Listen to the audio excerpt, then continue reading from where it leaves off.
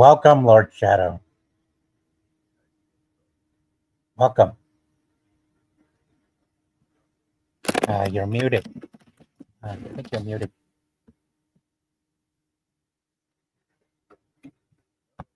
Can you hear me now? Yeah, how about now? Yeah, that's Yeah. great. Is that clear enough or do you need more? That's clear. Okay, Let's get awesome. start. Let's get started. Tonight we Sure. are going to be doing Spider-Man. Talking about Spider-Man to be exact. Everything there is to know about him. Now let's get the screen up and start going over the character. Awesome. Here we go. Spider-Man, aka Peter Parker. Is Everyone's favorite web crawler. Yeah, superhero in American comic books published by Marvel Comics. Created by writer-editor Stan Lee and artist Steve Ditko, he first appeared in anthology comic book Amazing Fantasy number 15 of August 1962. Huh. In Yeah, the he's been around a while. in the Silver Age comic books, it's been around more than 60 years. He Mm-hmm. has been featured in the comic books, television shows, films, video games, novels, and plays. Spider-Man has the secret identity of Peter Benjamin Parker. Initially, Peter was depicted as a teenage high school student and an orphan raised by his Aunt May and Uncle Ben in New York City after his parents, Richard and Mary Parker, died in a plane crash. Lee, Ditko, and later creators had the character deal with the struggles of adolescence and young adulthood and gave him many supporting characters, such as Flash Thompson, J. Jonah Jameson, Harry Osborn, romantic interests Gwen Stacy, Mary Jane Watson, and the Black Cat, and enemies such as the Green Goblin, and Venom.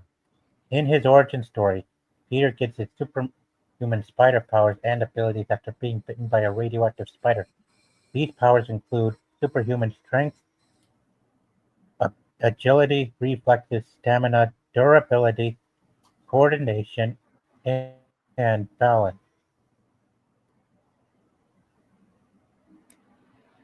Wait a minute. Hang on, let me see. Yeah, clinging to surfaces and ceilings like a spider, and detecting danger with his precognited ability called Spider Sense. He builds wrist-mounted web shooters, devices that shoot artificial webs of his own design, which he uses both for fighting and travel or web swinging across the city. Peter initially used his powers for his personal gain, but after his uncle Ben was killed by a thief that Peter could not stop, he began to use his powers to fight crime by becoming Spider-Man. Before Spider-Man first appeared in the early 1960s, teenagers in superhero comic books were usually relegated to the protagonist's sidekick role. The Spider-Man comic series broke ground by featuring Peter Parker, a high school student from the Queens borough of New York City, as Spider-Man's secret identity, whose self-obsession with rejection, ina- inadequacy, and loneliness were issues to which young readers could relate. Spider-Man was a quintessential sidekick, unlike previous teen heroes Bucky Barnes and Robin. Spider-Man had no superhero mentor like Captain America and Batman. He had learned the lesson for himself and that with great power comes great responsibility, a line included in the text box in the first panel of the first Spider-Man's origin story, but later retroactively attributed to the late Uncle Ben Parker. So if I could jump in real quick, you know that with great power comes great responsibility line became not only synonymous with Spider-Man, but with superheroes in general based on their desire to do the right thing and, you know, kind of help to let the reader know the moral quandaries that they had to deal with because of the power that they had, which was, I mean, it's such a simple line, but it's so eloquent. Yeah, that is very true. And welcome aboard, Sonia. Thank you. I hope you guys can Sonia, hear me. Hello. hello. Yep. Yeah. Anyway, let's continue reading on. Marvel has featured Spider-Man in several comic book series. The first and the longest lasting in which is The Amazing Spider-Man. Since his introduction, the main continuity version of Peter has gone from high school student to attending college to currently being somewhere in his late 20s. Peter has been a member of numerous superhero teams, most notably the Avengers and the Fantastic Four. Dr. Octopus also took the identity for a story arc spanning from 2012 to 2014, following a body swap plot with which Peter appears to die. Marvel has also published comic books featuring alternate versions of Spider-Man, including Spider-Man 2099, which features the adventures of Miguel O'Hara, the Spider-Man of the Future, Ultimate Spider-Man, which features the adventures of teenage Peter Parker in the Ultimate Universe, and Ultimate Comics Spider-Man, which depicts a teenager named Miles Morales who takes up the mantle of Spider-Man after Ultimate Peter Parker's apparent death. Miles later became a superhero in his own right and was brought into mainstream continuity during the Secret Wars event, where he sometimes worked alongside the mainline version of Peter. Spider-Man is one of the most popular and commercially successful superheroes. Darn right he is one of That's the most. right. Man, I used to have so many Spider-Man comics when I was younger. Most all of my comics were handed down to me from cousins and friends, and they were all from the 70s. And man, I could not get enough of reading the Spider-Man comics. It was so much fun, just to see what his adventures were. And he had some fantastic villains too, which I think really, really helped to flesh things out too, and made it really exciting. Yeah, and we got to see plenty of those villains in live action too, and we even got re-releases of the first wave of comics back in 2000, around 2007, during the theatrical release of Spider-Man 3. Yeah. So, Sonia, what's your Yep. interest in the character? My interest in Spider-Man? Yeah, of course. I mean, I've always liked Spider-Man. I thought he was a cool character. He's fun. He's also one he's of the fun. ones I think doesn't take himself quite as seriously, I think, at times, as some of the other superheroes tend to. They get sort of stuck in their own heads about, how great they are and all the important stuff they do. And Spider-Man's like, yeah, I'm just going to go cruise the neighborhood and see if I can catch a couple perps. It'll be awesome. Pretty humble. Yeah. He's pretty humble. Yeah, and by far one of the most properly well-handled superheroes in live-action movies as well. Oh, no, he's fantastic.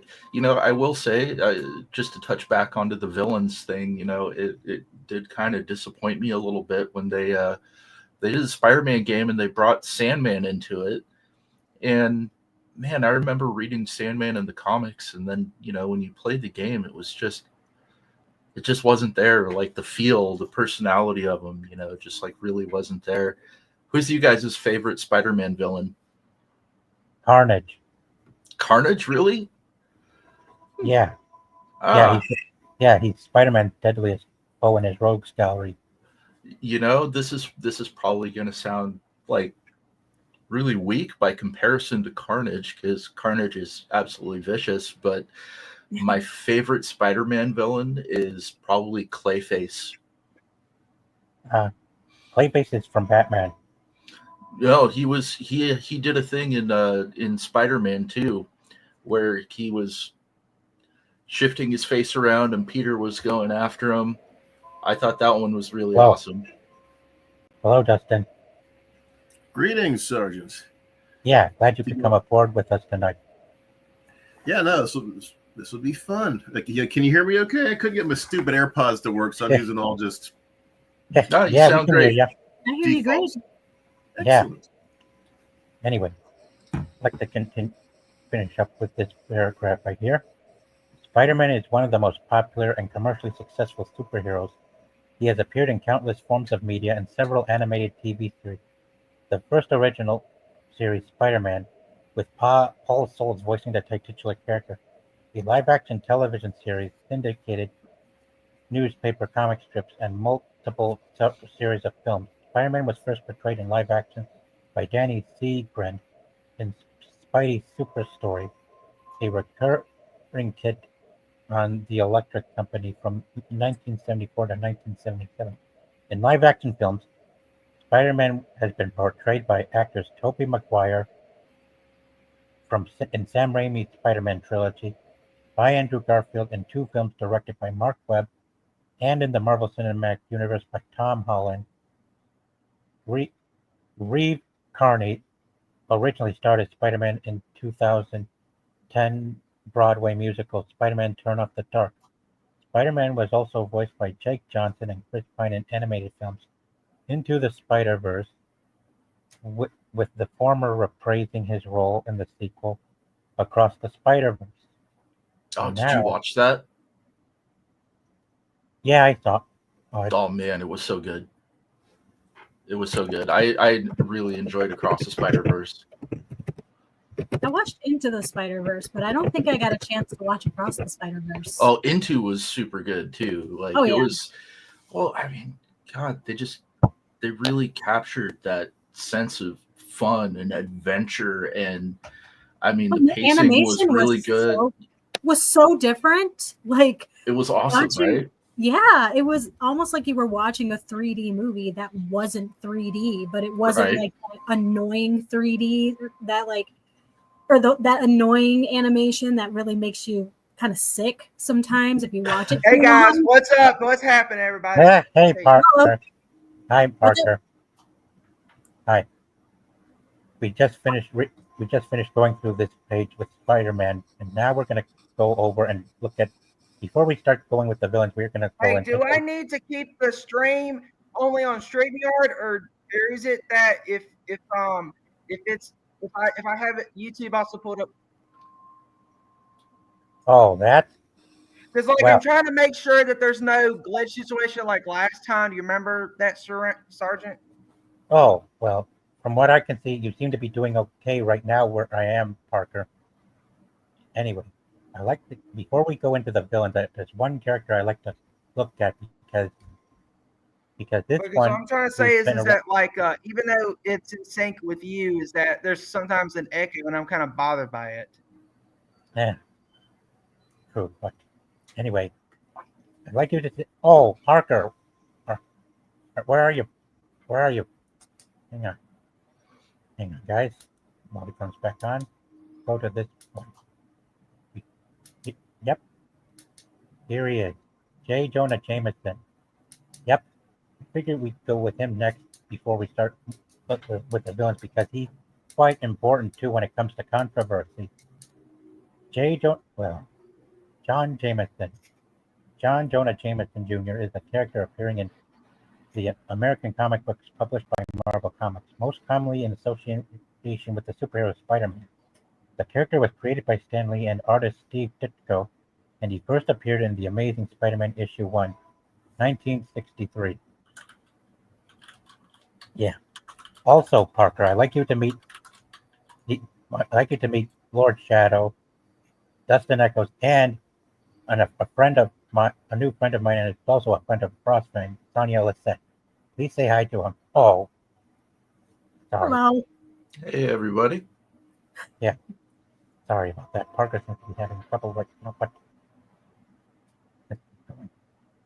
Jameson is typically depicted as the publisher or self-editor-in-chief. Hello. Self-editor- Yeah, we can hear you. Hello. Yeah. Hey, but- am I in sync better now? Yeah, you're in sync. Okay. Man, I can hear that echo still. Like, Are you playing through speakers or do you have headphones on? Probably. I'm not using headphones. I'm just speaking. That's usually why.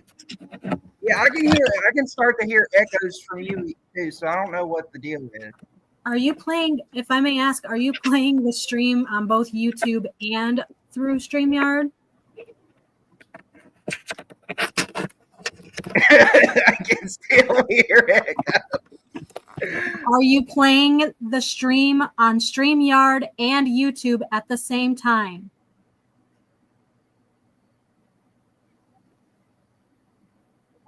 Yeah, Parker. No, I'm closing. YouTube is closed off. I'm not using StreamYard, and yet it's still a problem for me. I don't know what's going on. That's what I was trying to say. Oh, okay. I was trying to say if you put on headphones instead of listening through speakers All right, at maybe. the same time. Yeah. If you guys give me a second, let me see if I can fix this situation. Okay. Okay. All right. Jameson is typically depicted as the publisher or editor-in-chief of the Daily Bugle, a fictional New York City newspaper recognizable by his toothbrush mustache, flat-top haircut, and ever-present cigar. He carries out a smear campaign against Spider-Man to a lesser extent other superheroes such as Daredevil and the Avengers, frequently referring to him as a menace and a criminal, but occasionally and reluctantly allying with him. Yep, that's why I like to start with him next. Yeah, this usually stems from his deep-seated belief in law enforcement and government agencies. Jameson thus despises superheroes for working outside the system. In the early comics, as well as most media interpretations, he employs photojournalist Peter Parker to take pictures of Spider-Man in hopes of catching him in the middle of wrongdoing, unaware that Peter is the superhero himself.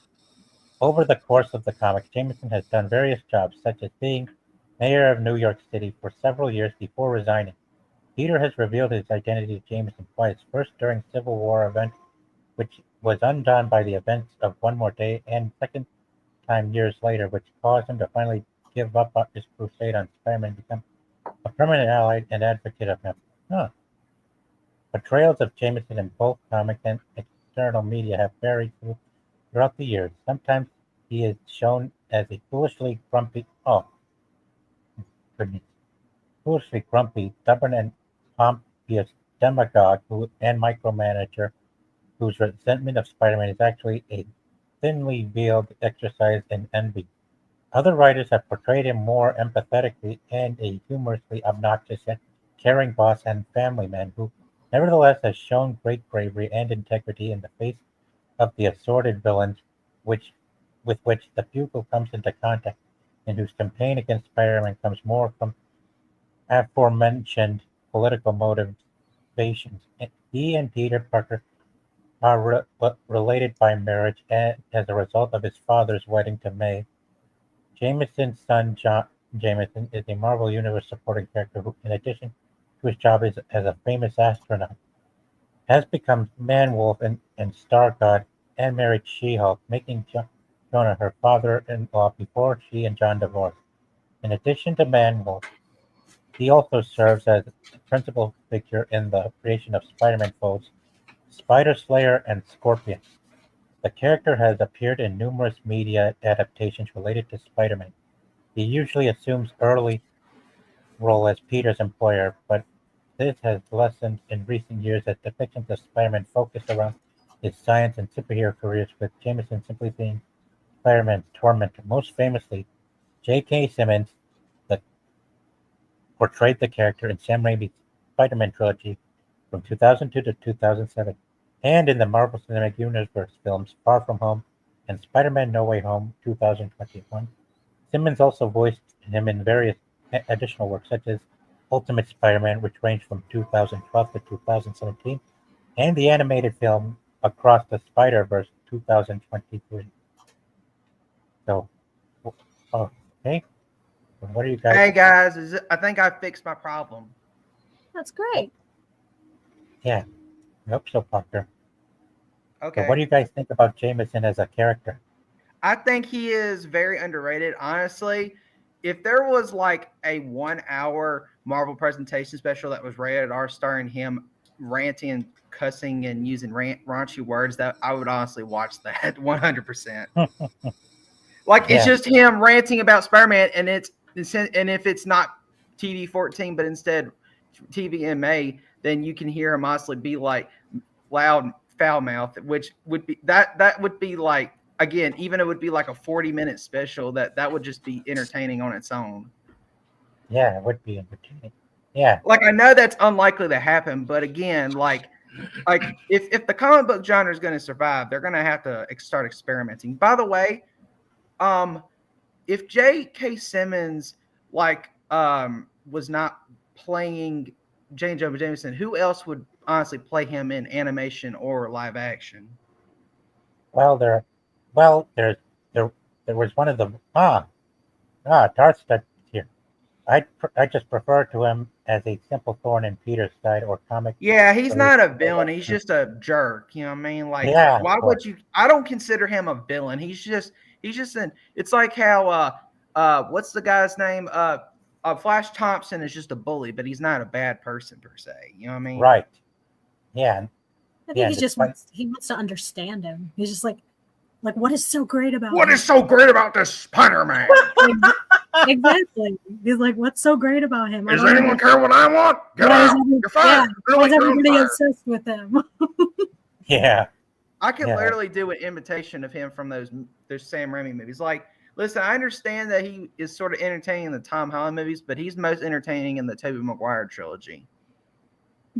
I'm sorry, go ahead. Those were the Sony films, right? Yeah, no, that was Tobey before Maguire Sony era. was too hands-on on everything. They just let Sam Raimi. Like, remember when directors actually were hired and not just casted? Hired for their talent instead of actually just Hello? cast. Like, literally, and there is run no roughshod. Sam Raimi in Multiverse of Badness. Okay. Yeah. Sorry, Hello, and I'm welcome not aboard. I'm not being too loud and too condescending. Like, were you guys talking about something else, or like I didn't interrupt any of you guys, did you? Did I? Yep, I welcome don't think aboard. so. Okay, well, I'm glad that I fixed my computer problem. But yeah, who honestly would be good choices to play J. Jonah Jameson if J.K. Simmons wasn't playing him? I don't know. He You know kind what? of owned it. Because, like, think Norman- about it long term. Like, let's say, because J.K. Simmons ain't gonna be alive forever. So, honestly, if they're gonna, like, I know this is a bit morbid to talk about, but I'm just saying, like, and J.K. Simmons is in a healthy shape. He's not too old or anything. I'm just saying long term. Like, J.K. Simmons is like he's born to play the character. Yeah. I don't know who else. Although would the play guy him. that voiced him in those Spider-Man games kind of did a good job, and he kind of honestly sounded like J.K. Simmons. Yeah, that too. What about Anti-Venom? Have you guys heard of this character? Who? Oh, Anti-Venom. Anti-Venom.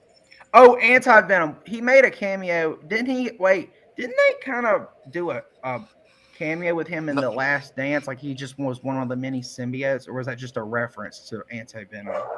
I think that was just a reference, but I like to. Yeah, because they didn't name many of the. Because like the thing about I haven't seen The Last Dance, but I've seen a lot of stuff about it to know about what symbiotes cameoed in it. Okay. Yeah, I like to. But focus on- I think honestly, if Venom had a more cohesive trilogy, Anti-Venom would have been honestly the third villain in a trilogy. That was, not the one we actually had from Sony. You know what I mean? Anti-Venom would be difficult to do because I've learned that you've seen how Peter got his symbiote to become that of Anti-Venom from the game, Parker. Wait, I'm confused. Who is Anti-Venom? Who, like, explain to me the whole. I don't know anything about Anti-Venom. I'm just talking about stuff. Anti-Venom was created by Mr. Negative, who puts his powers into Venom. Oh, so it would be if I'm not saying Mr. Negative would have been the host. I'm just saying that, like Venom has his quote unquote rogues gallery of symbiote characters, Yeah. Even though that's Punishes- Venom Yeah. comes from Spider-Man, there's this whole comic book run where Venom is like its own universe, and there's like Null is obviously another rogue, Carnage. There's what's the Crate the symbiote dragon? That's another one. You mean the dragon symbiote? Yeah, the one that's like the pet of Null or something, like his right hand minion or something. Grendel. Oh, Grendel. Wait. Oh, I thought. Oh, yeah, Grendel. Why did I say Crate? I must have gotten confused with Star Wars. Sorry. Go ahead. Of course. Okay. Let's start Vulture off with murdered Gwen Stacy? No, Vulture didn't kill her. Parker. Can I please continue? I'm sorry. I'm just seeing this guy in the chat saying Vulture. He's getting the comics I wrote. It was Green Goblin that killed her, not Vulture. Yeah, it was Green Goblin, but Vulture's the first one I'd like to start with. Then Yeah, go ahead. Then we'll watch a gameplay video of how Spider-Man takes him on in the sky. Okay, Yeah, let's start. go ahead. The Vulture is the alias of several supervillains appearing in American comic books published by Marvel Comics, most of whom are depicted as recurring enemies of the superhero Spider-Man as part of his adversaries composing his rogues gallery, typically using special suits which allow them to fly at vast speeds. The first incarnation of the character, Isidoro Scarlatti, is an Italian scientist and an enemy of the original Human Torch and Toro. The second and most prominent incarnation of the character, Adrian Toomes, is an inventive but mechanical genius who designed his suit and turned to a life of crime, becoming an enemy of Spider-Man and a founding member of the Sinister Six, with later catered characters to assume the mantle, including Blackie Drago, a former cellmate of Toomes, and Clifton Shallot, and Jimmy Natali. Human board hybrids of independent origins. Toomes is later revealed to be the grandfather of the superhero Starling. Huh, Starling? Who's Starling? no idea. Yeah, I didn't know Vulture was other characters. Like, I just thought Agent Toomes was the Vulture. I'm not that invest. Like, again, like you could call me a normie or a casual and all this stuff. Yeah. And let's finish. Oh gosh, it's mentioning Morbius like that movie existed. Oh gosh, I see. Yeah. You know what I'm talking about. Like, we I all didn't need don't to see know. that movie, but Yeah, do not watch it. It basically does this whole multiverse thing in the post-credit scene that makes no sense. And it was so bad that Sony's probably just going to ignore it for Spider-Man 4, to be honest, because it was that bad of a movie. Like the movie was just mediocre, and then they just pulled out and like we will at some point watch it. It's fun to watch it if you're drinking beers or something. Okay, it's like you ever heard of double toasted bad movie roast? Yeah, it's like one of those type of movies, you know. Okay. Yeah. All you need to know is Sony made that movie bomb because they thought that a meme meant people actually wanted to see it re-released, even though that. Yeah, I'd like to finish up here. I'm sorry. Go ahead. I'd like to finish up before we move on to watching a gameplay. I'm sorry. I just really I had to. I don't know why I was on that rant. Just go ahead and continue, okay? Okay. Since his conception, the character has been adapted into various other forms of Spider-Man media, including television series and video games. In live action, the character was portrayed by Michael Keaton in the Marvel Cinematic Universe film Spider-Man Homecoming and the Sony Spider-Man Universe film Morbius. Now, let us head over to the gameplay video so we can. Now let's head on over. Wait, who's the other person right there? What do you mean? Oh yeah, he had his face covered. I'm sorry, my bad.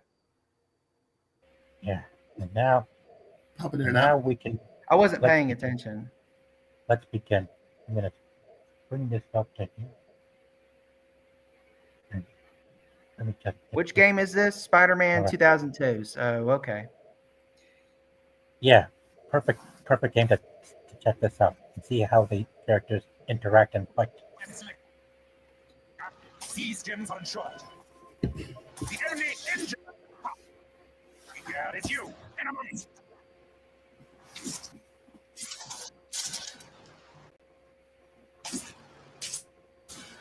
What's the matter, Spider-Man?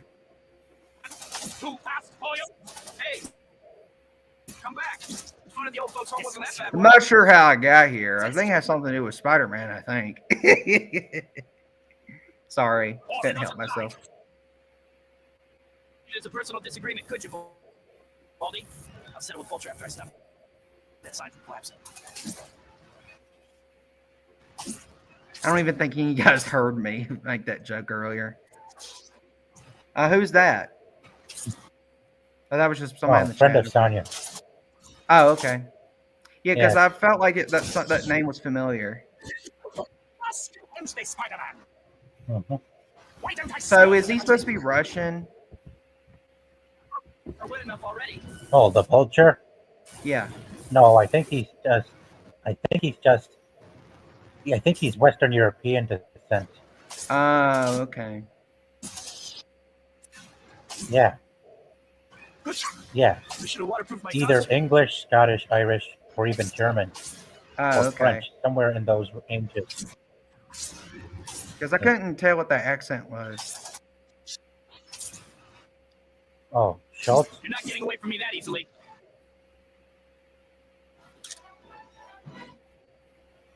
Wait, was that a boss battle or just a chase sequence? That was just a taste. This is the boss battle. Oh, okay. Yep.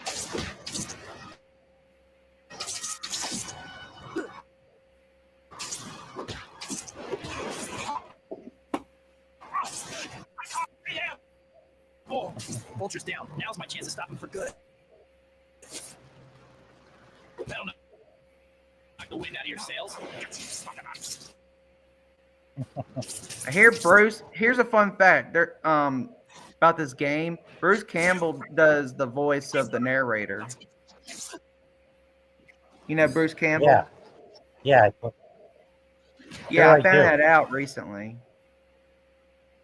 Yep. Shouldn't be flying around at your age, Vulture. That's pretty cool. You'll hurt yourself. You don't have to pause the video. Sure thing. I don't know. Were you just saying how long the video was? Oh. Oh no, Here's not the- an ad. Yeah. I know. It's I annoying. hate ads doing that. That game was the reason why I got a PS5. No, wait. You mean PS2 or P? When did Whatever. this?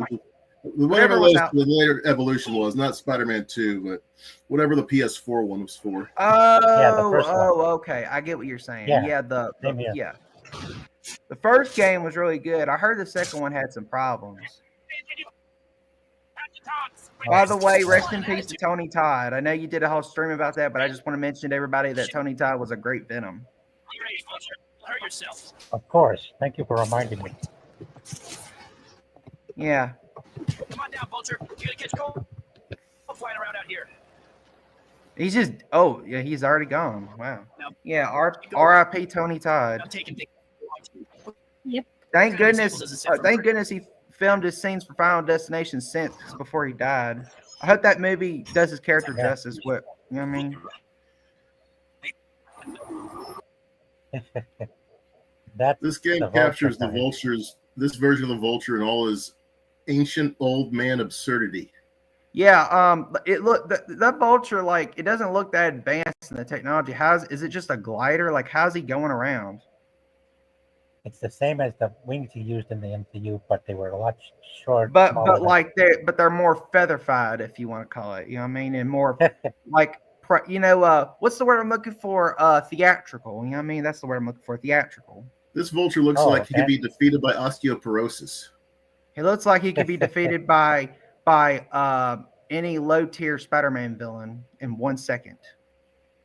Yep. And he's At Actually- least this of course. version.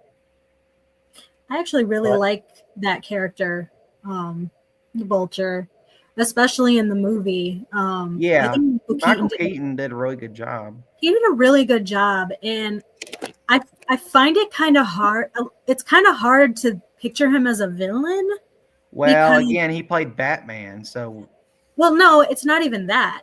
It's the character himself. It's kind of hard to picture him as a villain because it seems like his intentions are pure. yeah, You know, yeah. Like again, that was one of the examples of a villain that wasn't exactly because, like, when you think of a villain, you think, oh, they're trying to rob a bank for money or take over the city. But no, he's one of those criminals that you can understand. Where even though he's doing bad things, he's not trying to do it for nefarious purposes. Like he doesn't think he's the bad guy. Right. Yeah. And it's But to be fair, no bad guy really thinks they're Exactly. evil, but- Every bad guy has their reasons. No bad guy thinks they're the bad guy. Yeah, But- even Thanos, like he thought he was doing like again, like I know that, Thanos was right.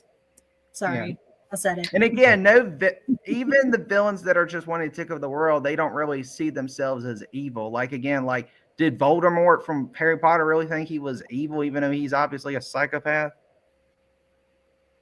Like again, no villain thinks they're bad, you know.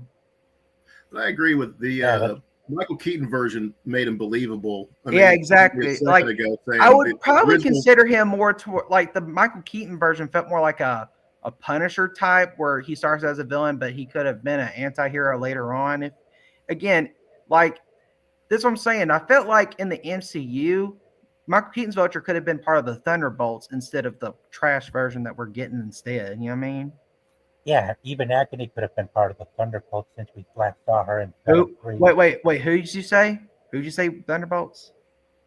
Agony. She was a member of the Wilson Fisk's Thunderbolts in the comics. Oh yeah.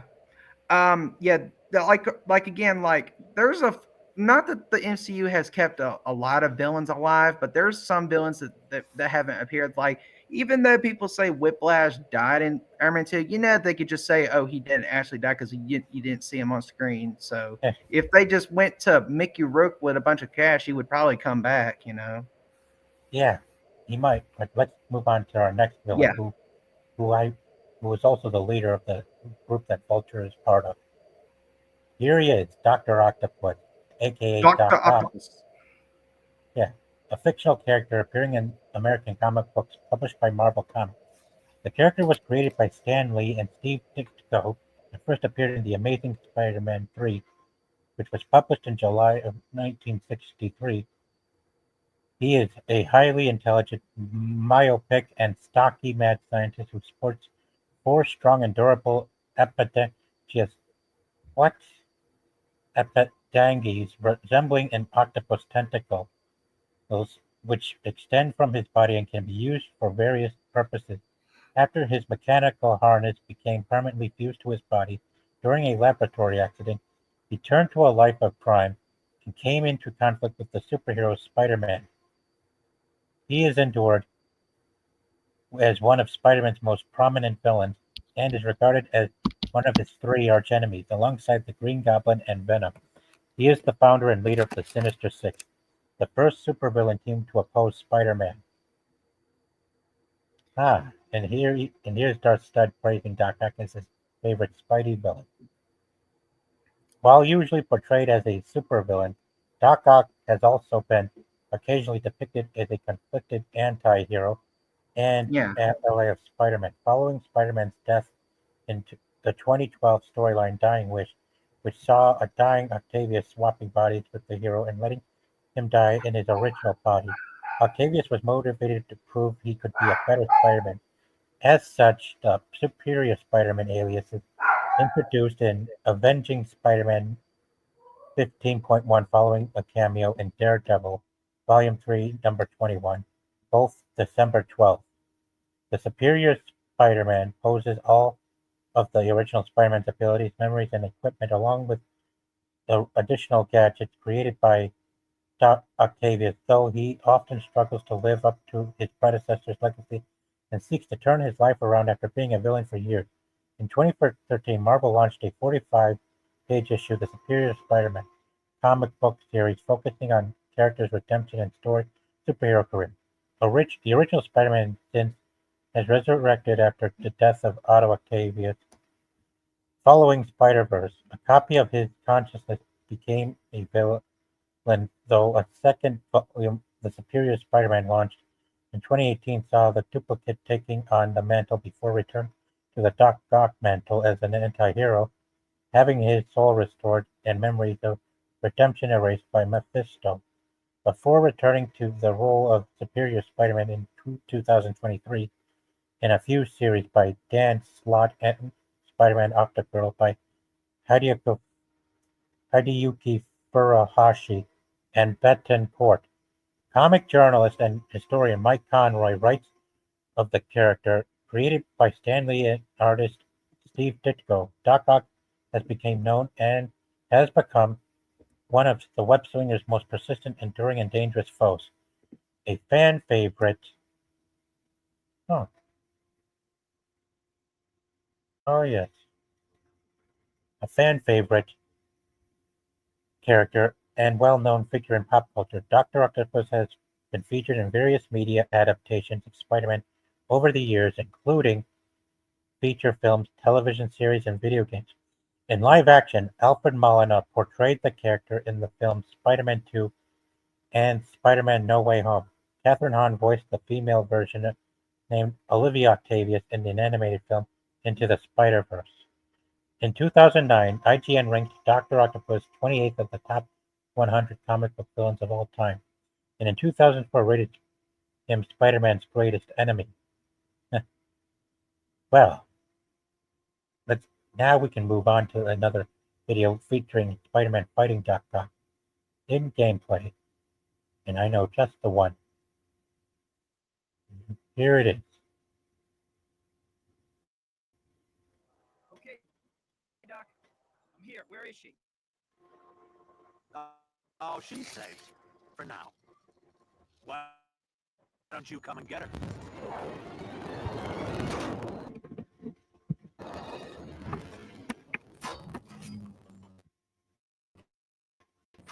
No more stops between here and the end of the line.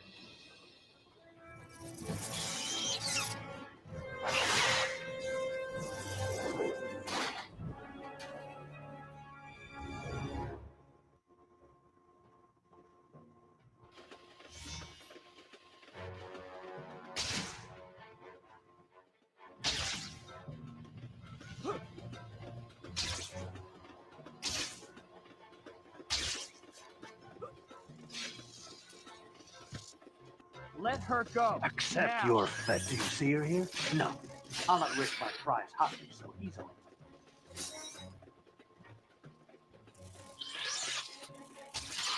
Stand still, coward. Insect like you must be swatted. Mary Jane didn't do anything. What? Hit him again? What an excellent idea. Your suffering has only begun. I didn't kill your wife. Oh, you did more than just kill Rosie. You destroyed my life. Hey guys, I was just trying to take one of my dogs out. This is fitting vengeance for my poor No Rosie. problem. Your protestations of innocence sicken me.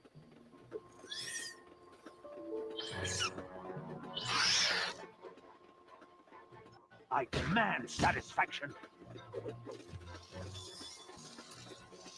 I'm going to kill her, you know. Don't do it, Octavius.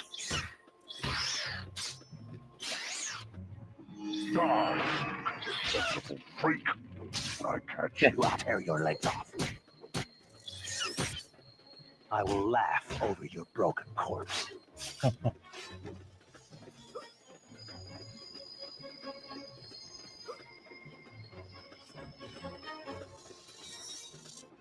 I despise you. Fight me. Stand and fight me.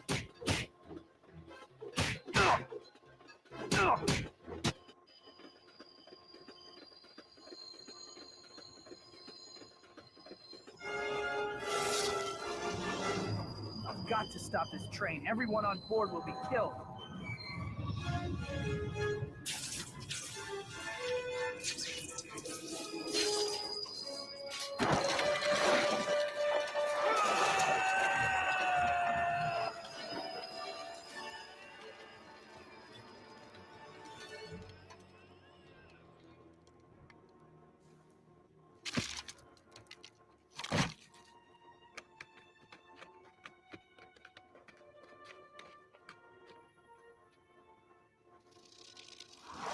Back, peons. I have business with your savior. And that's Dr. Ock for you right there. So what do you guys think? How would you all rate Doc Ock? I would how would say you- That is the bomb. He's the best. He's my favorite villain, I think. And I the way would they say portrayed him probably an in 8 the out of 10. films, Spider-Man 2 in particular, obviously, played by Indiana Jones's little Alfred Molina. Molina, thank you so much. Yeah. He's just the best. Why would you not remember his name? He's so iconic with the character. It happens. Yeah. Be fair, I'm like that Yeah. all the time. Yeah, Yeah, my it sure is. computer died a second ago. It said it had 11 minutes before it was dead, but then it just turned off by itself because, yeah, I hate that. Oh. Oh, Yeah, no, Alfred Molina was really fantastic in that role as Doc Ock. I thought he fit incredibly well. I mean, even if you look into the comic books, just his appearance, his bearing, and everything, the way he carried fact himself that in the the film, MCU he had did to a bring really, him- really good job. The fact that the MCU had to bring him back instead of casting another person is shows how incompetent Disney is, and you know what I mean. yeah, we hear you. People were saying for years before No Way Home happened, they were saying cast Mark Hamill as Doc Ock or something, but like that never went anywhere. Yeah, of course. Now, am I understanding it correctly that he's controlled by those arms? Yeah, because the whole idea. Well, I mean, I guess it depends on the continuity. Like in both the Tobey Maguire movie and in the PS4 game, like him using his arms like manipulates him. Like in the case of the Tobey Maguire films, they are literally controlling him. But in the PS4 game, they're like the arms being on his spine for too long is causing him to have like schizophrenia, you know, and it causes him to go mad, you know. Yeah, because he's so excuse my language. He's so angry, like, and I don't know if that's his personality or if that's the arms and the the way I see it in the movie, the arms are fully like making his personality, and I think you can also make the argument with the PS4 game, even though it's not the same level as the Molina version, you know. Yeah. But like, because like the whole idea about the PS4 game is that the neuroface like connected to his spine and everything, it's causing like he's using it to a point where it's like it's making his rational decisions be blocked basically, and it's like, and his anger towards Norman Osborn just further pushes his obsession. Like it's like a drug substance where he can't stop using them basically. You know what I mean? Yeah, it's just I thought that because so like. It, in a sense, it kind of seems like it's a Dr. Jekyll, Mr. Hyde type thing. Yes, it's kind of similar to. Oh, It's like it's not quite as similar to Dr. Jekyll, Mr. Hyde like Green Goblin is, but I see your point of view on that. It's interesting because he's not himself when he has these arms attached to him. Yeah, I mean, I don't know if that's in every continuity, but it's in a lot of continuities. Yeah. Does anyone remember the actual origin of him? Because now I just have movie Doc Ock in my head. Well, I watched the animated series, and there was not really indication in the. Or if he was just an evil guy, or what? Well, again, it depends on the continuity. Like I was about to say, sorry, but can I talk about like.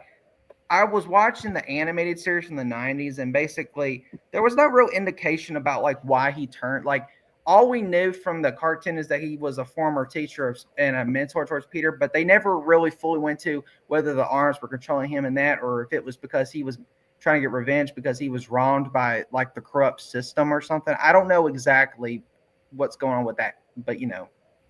Yes. But they always have a reason, don't they? Yeah, again, like. Yep. Like I'm not that all of them are quote unquote justifiable. What I'm trying to say is that some villains are more sympathetic than others. That's all I'm saying. Right, and speaking of other villains, there's another one I'd like to go to next up, guys. Okay. Electro. Yeah. Created by Stan Lee and Steve Ditko. The Maxwell Dillon version of Electro was introduced in The Amazing Spider-Man #9, which came out in February 1964, as an adversary to the superhero Spider-Man. Electro has since endured as one of the web swinger's most prominent foes, though he has also come into conflict with other heroes, most notably Daredevil. He is a founding member. How would Daredevil fight him? I don't know. Like Daredevil is like literally like, even though Daredevil has superpowers, he's more grounded than Electro. Like, no offense. I could more, if it was the Shocker, it would be more believable. Sorry, go ahead. Sorry for interrupting. Hey, don't diss Daredevil. He can get it done with his eyes closed. Sure. and What? the leader of the original incarnation of the Emissaries of Evil, the first supervillain team to oppose Spider-Man and Daredevil, respectively. In the original version of the story, Max Dillon was a lineman for an electric company who turned to a life of crime after being struck by lightning while working on a power line and became a living electric capacitor. Electro's superpowers revolve around controlling electricity, which he can absorb to charge himself and become more powerful, gaining additional abilities such as flight and enhanced physical attributes. Since his conception, the character has undergone several design changes, from his original green and yellow costume to his modern look with blue skin and bald head. During the time that Max Dillon was dead between 2016 and 2021, a second Electro named Francine Fry was introduced. Outside of the comics, both Dillon and Fry have been featured in various media adaptations of Spider-Man, including feature films and television series and video games. In particular, Jamie Foxx portrayed Dillon in live-action films The Amazing Spider-Man 2 and Spider-Man No Way Home. Yeah.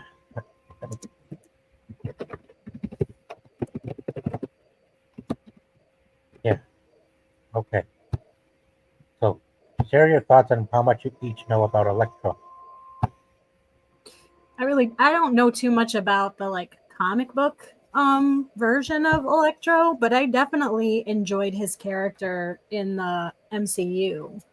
Like, he's just like this simple dude, you know, that's living day-to-day life, feels very invisible, you know, nobody remembers him. Like they even have the whole scene like it's his birthday and all this stuff goes down on his birthday.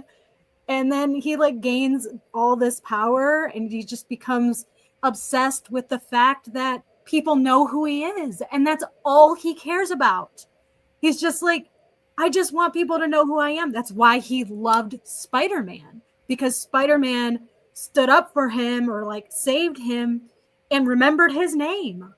You know, like I thought that was so interesting because again, there's always a commonality when it comes to these villains that every person can relate to, you know? So when he's going through all of these, things in his life and he grasps on to the fact that now he's somebody, like he can make a name for himself.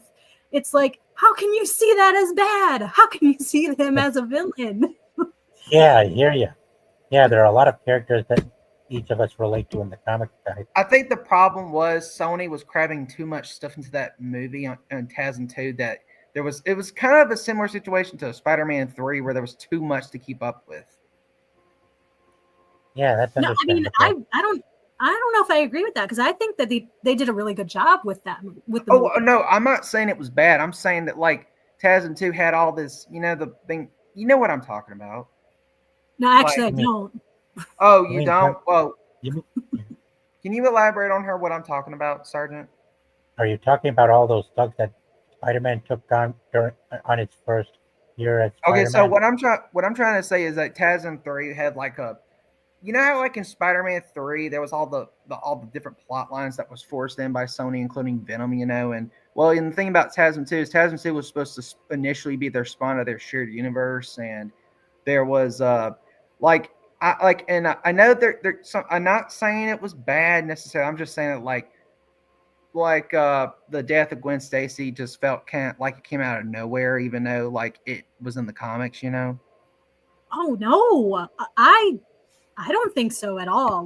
But obviously it was great. I'm not trying to criticize. I'm just saying that there was I'm probably just. I have to rewatch the movie. It's been a long time since I've seen it, but I'm just saying that I think the problem is that because I don't know, why do you think that movie underperformed and it caused them to reboot with Tom Holland?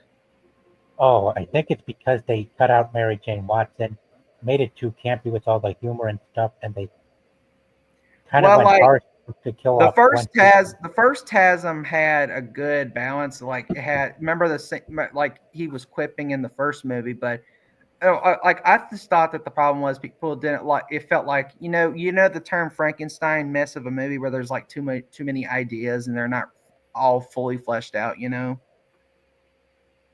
Yeah. You go ahead, just play the video if you need to. Yeah, this is a boss battle with Spider-Man and Electro from Web Shadows. So let's start it so we can see how they fight each other.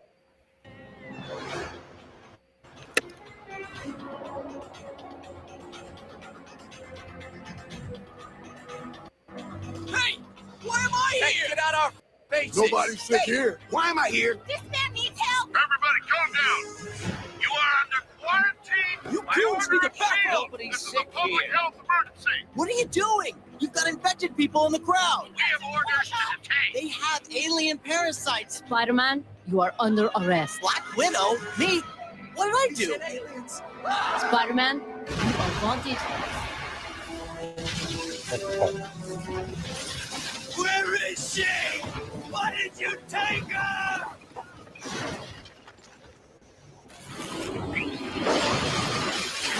Not here. Where did you take her? Where is he going now? Following me. You don't understand. You're right. I don't understand. She never did. She thinks bad in her life. Who are you yelling about?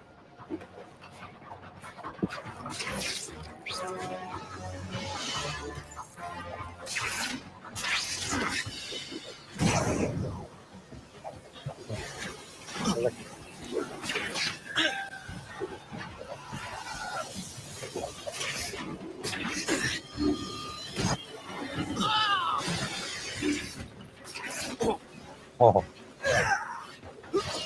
Oh, that's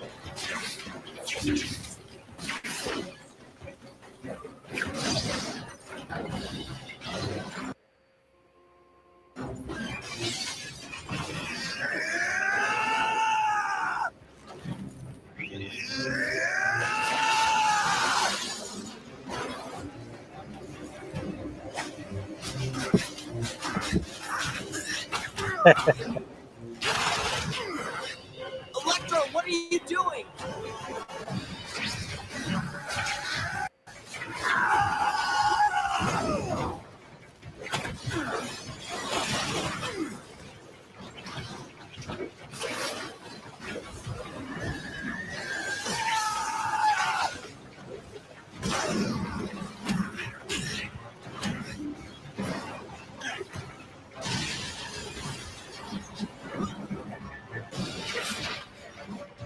I have to stop him.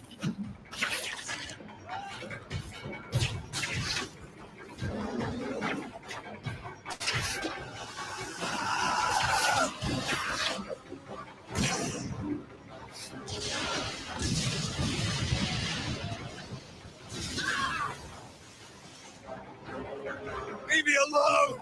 You can't stop me!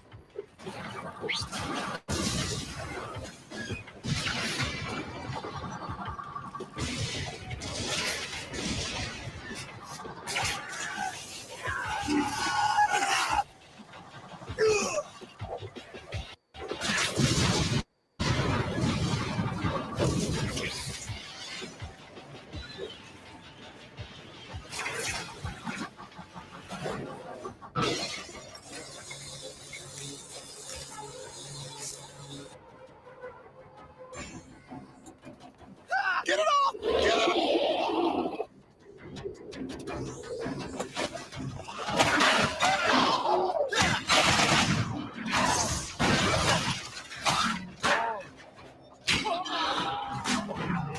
ouch.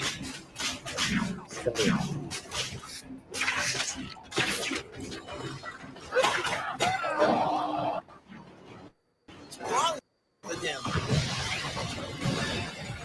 Leave me alone! You can't stop me! Electro, what are you doing?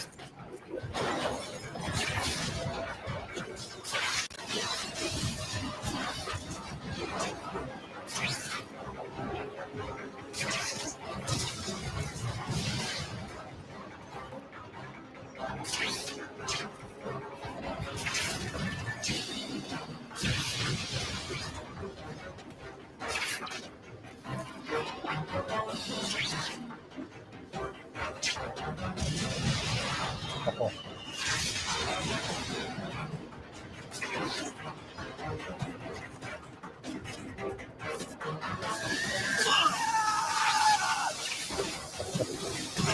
wow. And it puts himself.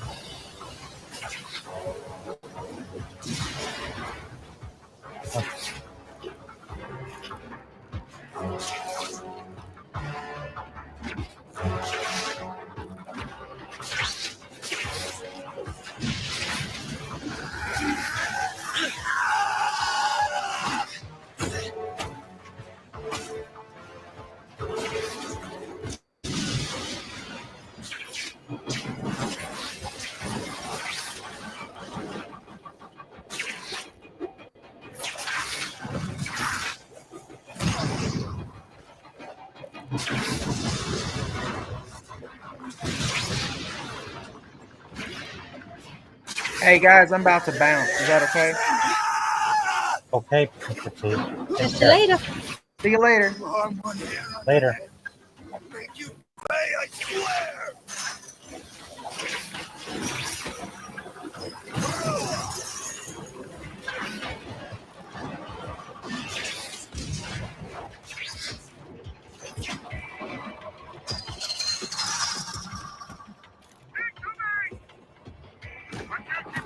Oh, man.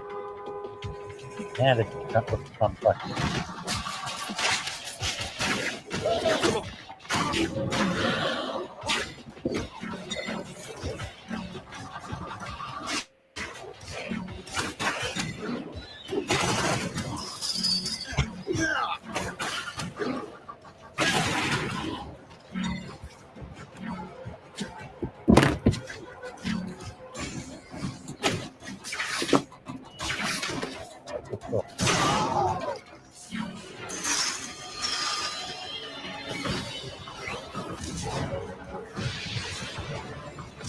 Wow, Electro's rampage.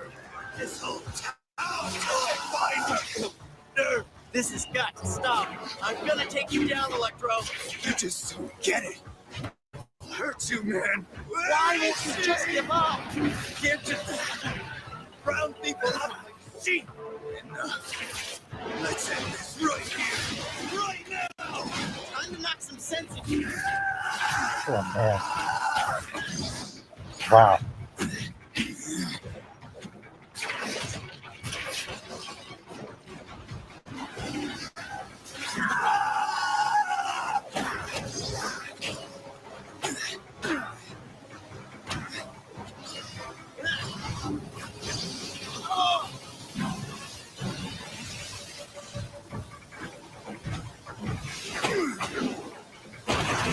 Ooh, that gotta hurt. Wow.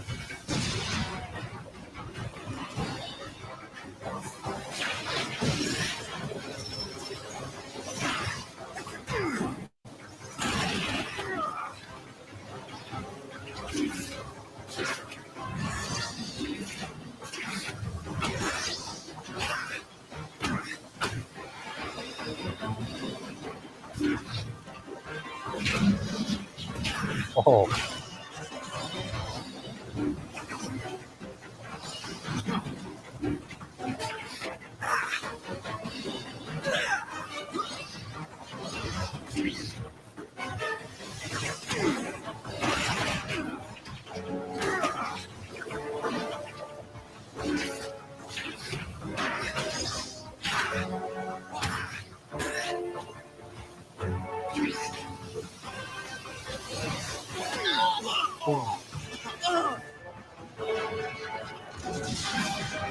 Wow.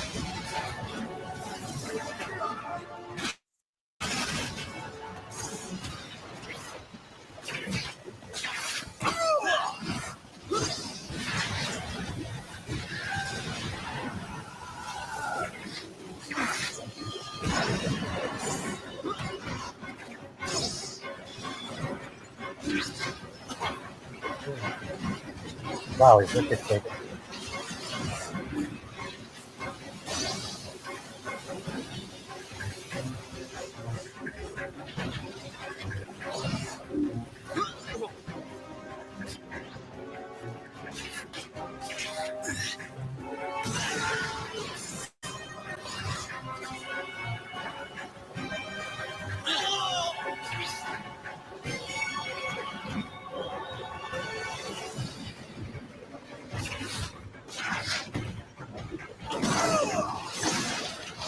Yeah.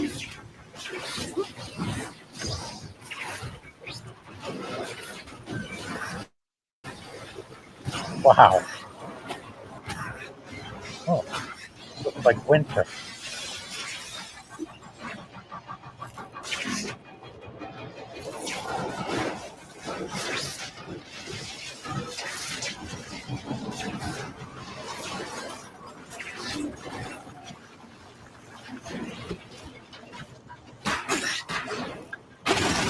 Ooh.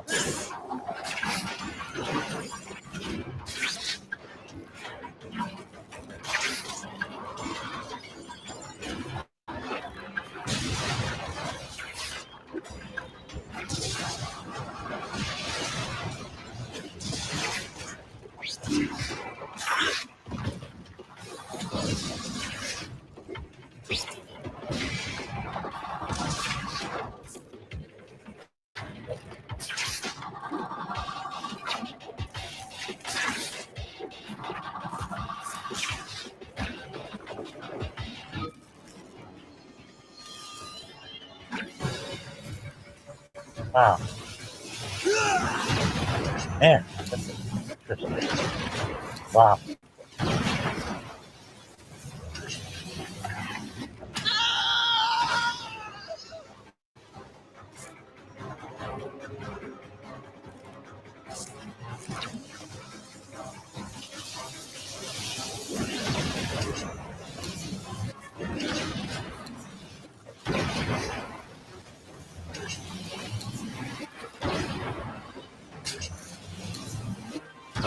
Wow.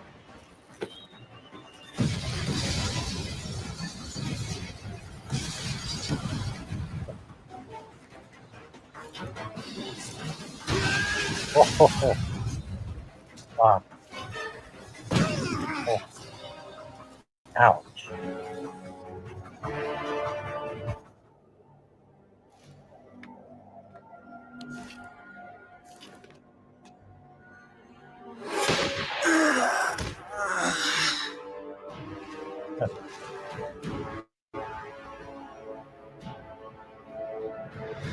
Move in. Target neutralized. You didn't have to shoot him. You answer my questions, mister. Max! Max! That's my brother! I have news footage of you. Let go! He's my brother! No! Whoa.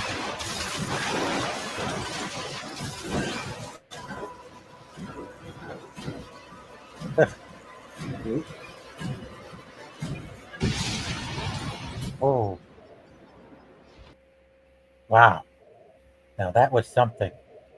Well, that Electro was like infinitely more cool than the one I remember from like Spider-Man and His Amazing Friends in the 80s cartoons. Yeah.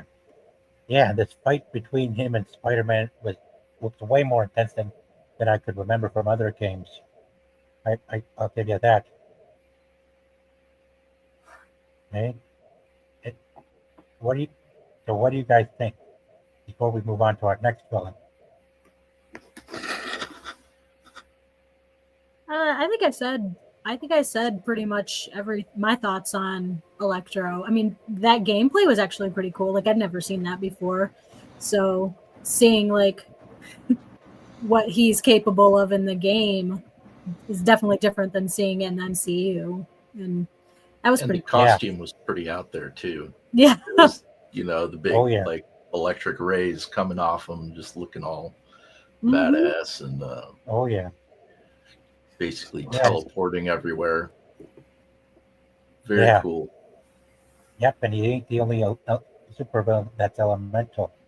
The other one, another one we all know, known as the Sandman, William Yep. Baker, aka Glenn DeMarco, is a character appearing in the American comic books published by Marvel Comics. A shapeshifter embedded through an accident with the ability to turn himself into sand. He started out as a recurring adversary to the superhero Spider-Man, but has redeemed himself over time, eventually becoming an anti-hero. The Sandman has also been an enemy of the Fantastic Four and is a founding member of the supervillain teams, the Sinister Six and the Frightful Four.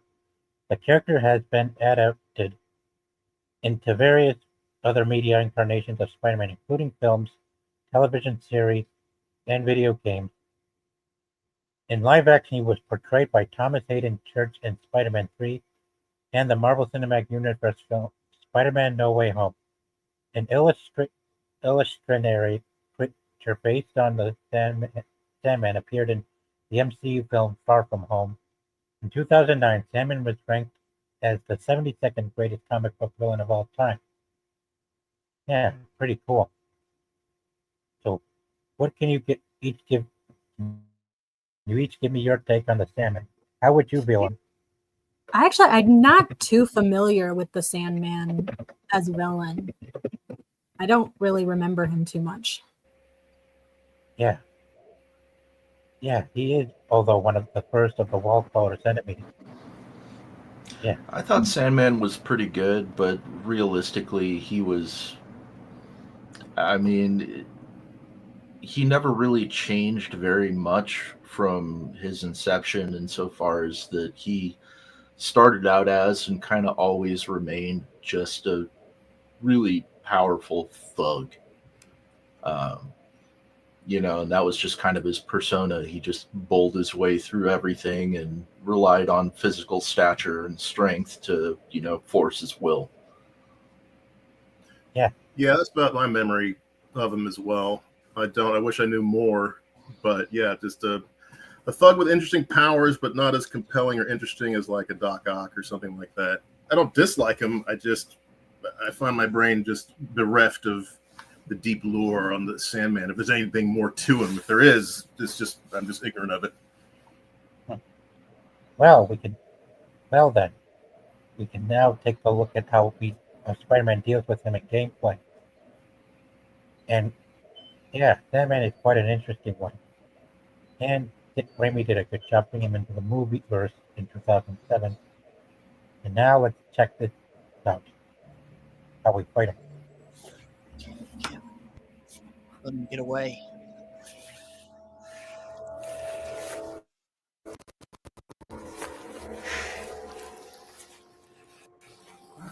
Murderer.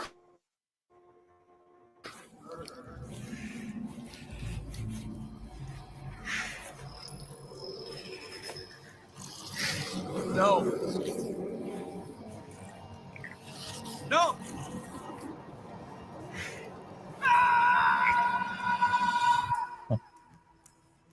Yeah, there he is.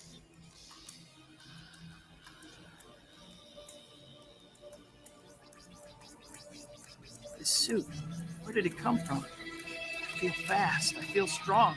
I feel good. Yep, Spider-Man 3 became.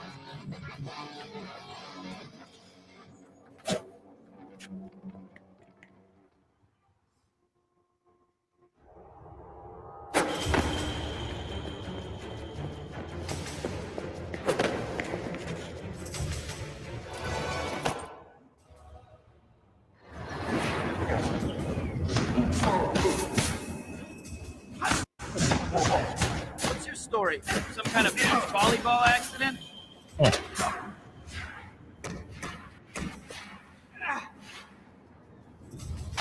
I'll kill you if I have to.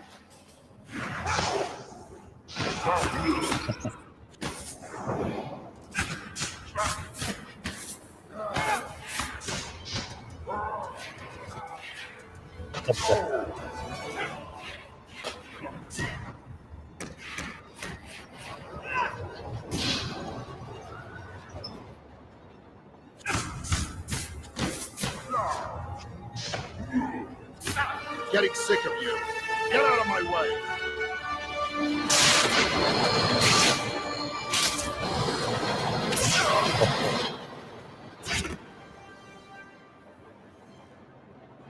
Now I'm Frame break. I'm gonna take crap from a walking beach.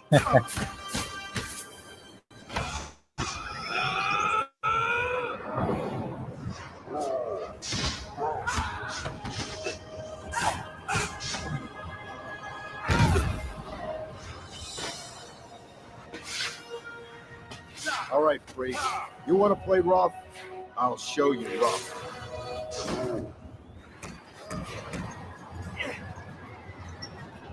Putting you to sleep, Sandman.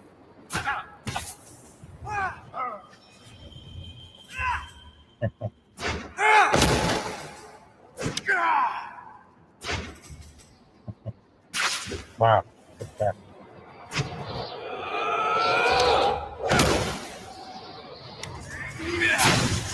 Oh,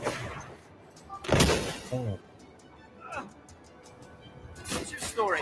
Some kind of beach volleyball accident?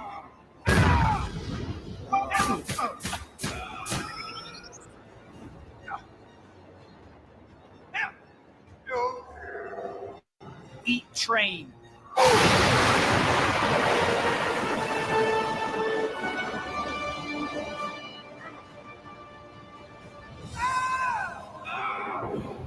Give me a break. It's gonna take crap from walking beach. neither.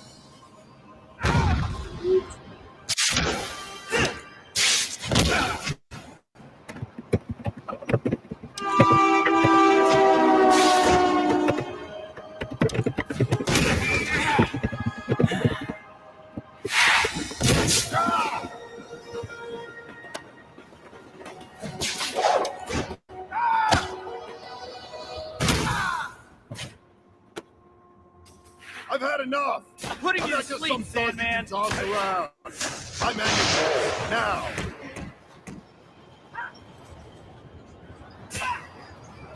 I don't have time for you.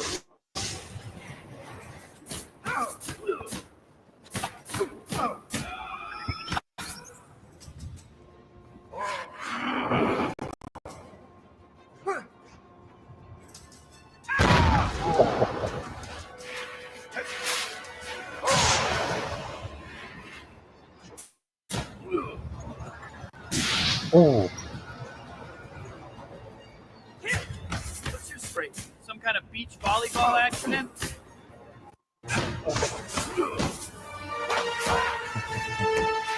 I'd better get back to the human sandcastle. He has a lesson coming from my fists. oh. This is gonna hurt you a lot more. Wow. Give me a break. Like I'm gonna take crap on walking beach.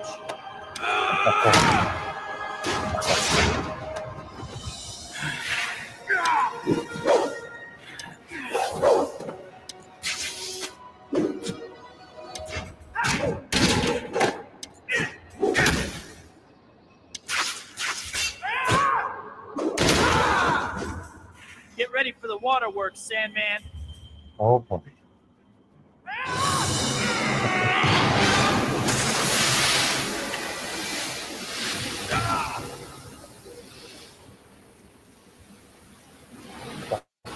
No. Wow. How about yes? Oh yeah. That was quite the fight we've seen. Now we're about to go. Now let's go on to our next villain, who I'm sure who's also got his own movie coming out this week too. Craven the Hunter, Sergei Nikolaevich Kravinov, a supervillain appearing in the American comic book published by Marvel Comics. Created by writer Stan Lee and artist Steve Ditko, the character first appeared in The Amazing Spider-Man number 15, August 1964, as an adversary for the superhero Spider-Man. He's since endured as one of the web slinger's most formidable foes, and is part of the collective adversaries that makes up Spider-Man's rogues gallery. Raven has also come into conflict with other heroes such as Black Panther and Tigra. He is the half-brother of the supervillain Chameleon and is one of the founding members of the Sinister Six. In Raven's first appearance, he called Spider-Man the most dangerous game, a direct reference to the 1924 short story of the same name, in which General Zarov, a Russian big game hunter, and a primary inspiration of the character, hunts people for sport.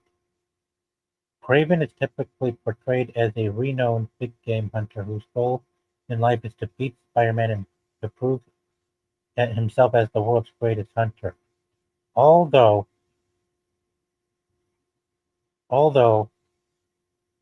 he is often overconfident in his own abilities, about which he likes to boast, he possesses a great sense of honor and treats his adversaries as equals until proven otherwise.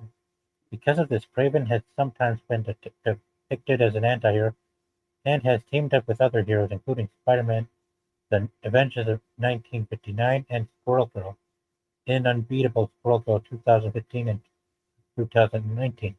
The character is widely regarded as one of Spider-Man's most formidable enemies and has gained considerable attention from storylines such as 1987's Kraven's Last Hunt, 2010's Grim Hunt, and 2015 through 2019's Unbeatable Squirrel Girl's Frank Kraven, and 2019's Hunted. The mantle of Kraven the Hunter has also been assumed by Kraven's sons Elisha and Sergei Kravenov II and his daughter Anna Kravenov. Since the original incarnation, in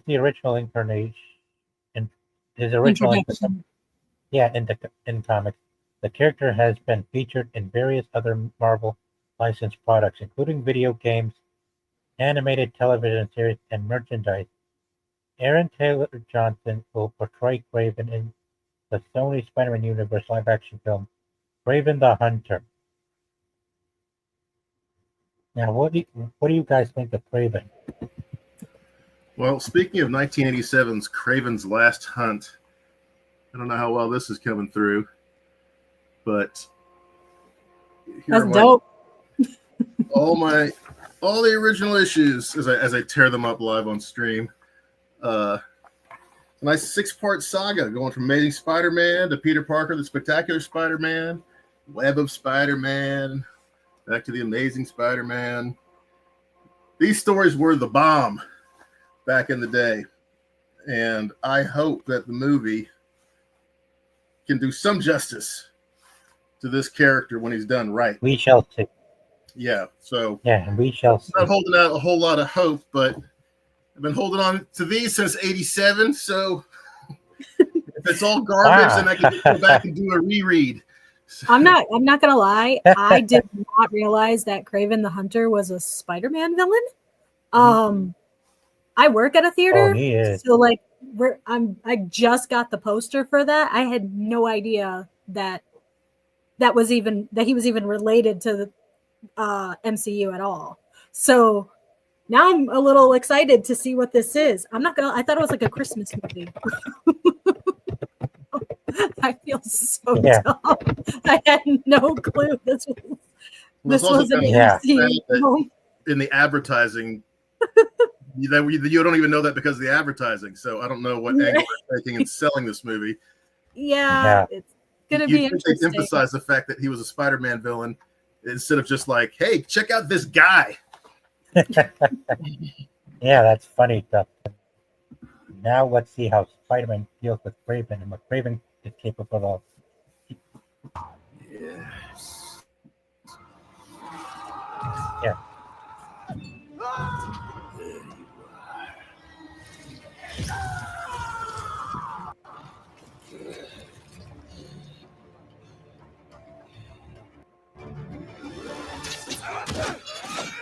Let us make this a glorious ending. You destroyed my city, took the lives of so many people. That was their fate, just as this is ours. Your followers treat you like some kind of god. But you're just a dying old man looking for a way out. So you know then. And you know I will not die in a sick bed. Only an evil may taste my last breath. Rip me hard and parade your achievement to the streets. Minds, come. Do not hold back. I hope you're enjoying this. Tonight won't end well for you. I study all of my brains. You are agile, intelligent, vulnerable to emotion.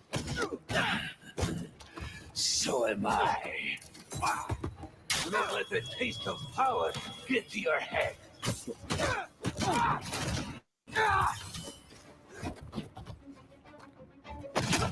Show me what you are capable of! Stop hiding!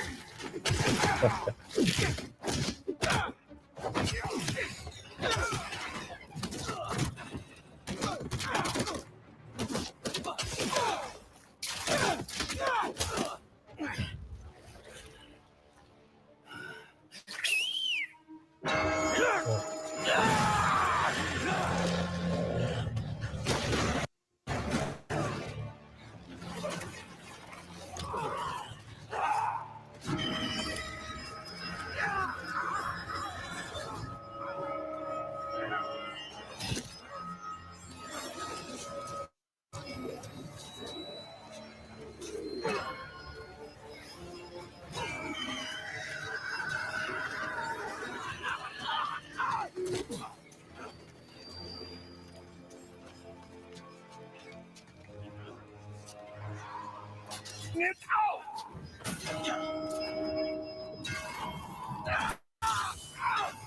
Why do you hide your strength from me?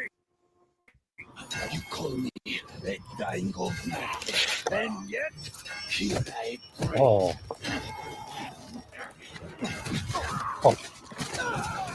You call me a dying old man, and yet here I pray.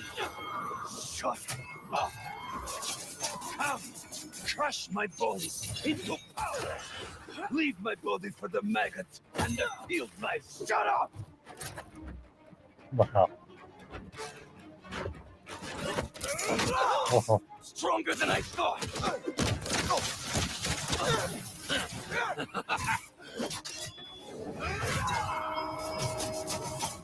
Kill me, and the ringing stops.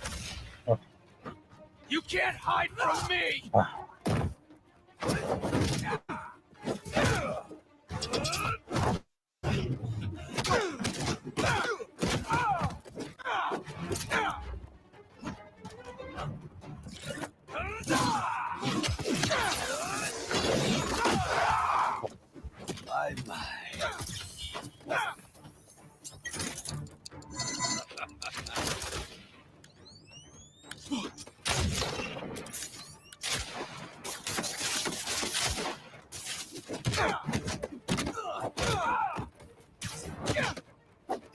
You can't run from me!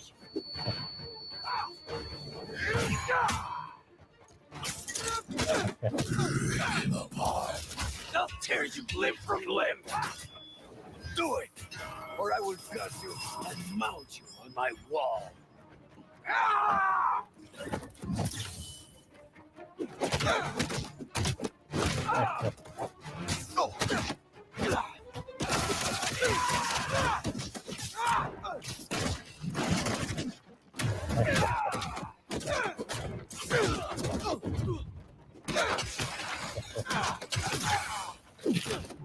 So many years I've waited for a predator capable of defeating me. Enough talking!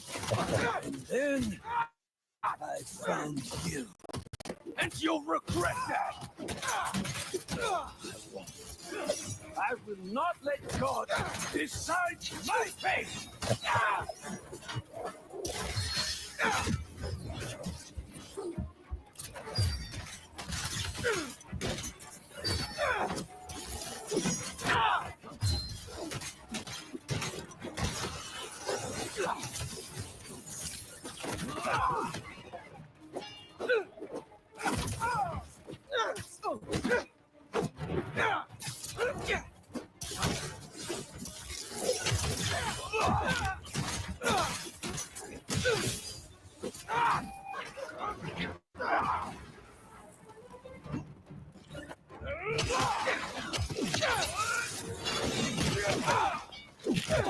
Shelter.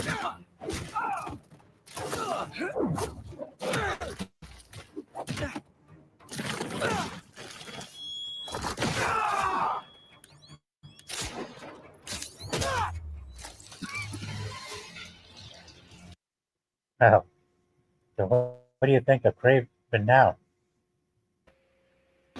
Yeah, Craven's always been a badass. I mean, Yeah. just look at how well he's able to deal not just with, Spider-Man, but Spider-Man with the symbiote. And he's pushing him back and going toe to toe and just really railing on him. It's that speaks to his incredible strength, not to mention the guy literally is the most legendary best hunter on the planet. Yeah. He's amazing. Yeah, he sure is. I'm excited to see him in the new film. So am I. Yeah, no, Yeah. you said it well. And at first, I was like, when I saw Spider-Man in his full symbiote outfit, I was like, can Craven handle that? Well, of course, Craven can handle that. He's Craven. So it was well displayed. Yeah, and Craven and Spider-Man fought Craven while he was wearing that black suit in the comics as well. That's why they had him fight Craven in this game with the black suit. Now we're coming to his next villain, who is also another member of the original Sinister Six. Mysterio, a supervillain appearing in American comic books published by Marvel Comics, created by Stan Lee and Steve Ditko. The character first appeared in Amazing Spider-Man number 13, came out on June of 1964. In his comic book appearances, Mysterio is the alias of Quentin Beck, former special effects artist, illusionist, and actor who turns to crime. He is once one of the superhero Spider-Man's most enduring enemies and belongs to the collective of adversaries that make up his rogues gallery. He is also a founding member of the Sinister Six and has fought other heroes like Daredevil. The character has been adapted in various media incarnations, in films, feature films, television series, and video games. Gyllenhaal portrayed Mysterio in Spider-Man Far From Home. Yeah. Yep. Gyllenhaal. Huh. And here's seeing the gameplay, I think that Craven was more interested in the symbiote than Spider-Man. And look who else we got. Hi, Charlie Nuclear. Charlie, hi. Hey, Charlie. Yep. Yeah. Yeah, no, Craven's awesome. Honestly, as far as Mysterio goes, I didn't really care for him in the film. Like, yeah, just really didn't do it for me at all. Yeah, I hear you. But I'm also not a fan of Jake Gyllenhaal whatsoever. So, Oh my, really? that may at have. all? Yeah, no, I just don't care for him. So Like that as a probably. person or an actor? No, as an actor, I haven't liked any of the films that I've seen him in. My God, He's such a good actor. not bad. It's just never been what I would call a really convincing or moving performance for me. I'm not a Gyllenhaal apologist, but have you seen Nightcrawler? I was literally just about to ask that. Have you seen? I Nightcrawler? have not. Is it good? It's Oh pretty my good. God. It might saw it turn last you on. week. Again, I could care less whether you like him or not, but I think that, well, you can see everyone else's reaction. It's a pretty solid film. He's a pretty solid performer in that one, in my opinion. All right, I'll have to check that one out. After Yeah, I saw that watching one. it, chills, literal freaking chills. That movie Oh, is yeah. so good. All right. Well, Yeah. since I've Yeah, I got saw so that one. many enthusiastic recommendations, I guess I'll have to check it out. It's Yeah, I funny. saw Whenever that I movie. think about Jake Gyllenhaal as an actor, like my favorite performance of his is probably in Nightcrawler. Okay. Yeah, he's pretty Yeah. killer in that. If nothing else, even if it doesn't turn you around to him, you won't be mad at it. It's a good enough film to stand on its own. Yeah. Yes, Oh, yeah. absolutely. Fair enough. Yeah. Yeah. Awesome. But I saw do that movie agree. last I week. do agree. Like his portrayal of Mysterio, It was just kind of flat for me. I didn't. yeah, just kind of mid. Yeah, too different from the original incarnation. Mm-hmm. Ah, hey there, Dennis. No, he's Yeah. not in a cult, Thresh. If you're talking about in the movie Nightcrawler, no, he's not in a cult. But if you haven't seen that movie, highly recommend it. I'm so sorry to interrupt, but I just saw that in the chat and I wanted to bring attention to it. No I worries. know we get to Sonia. talk occasionally too. Yep. And now we go to Mysterio boss battle. And I picked Shattered Dimensions because this one is most notable.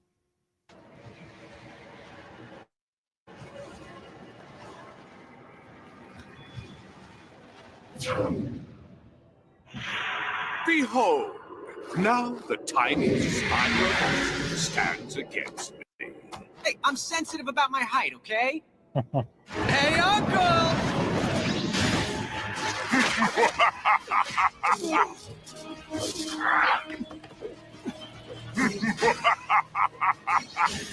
I'm glad you find yourself amusing. Look at you, so tiny.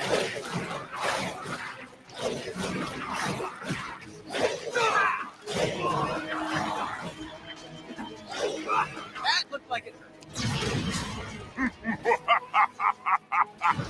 I'm glad you find yourself amusing. Another display of my power. Yours life ends now.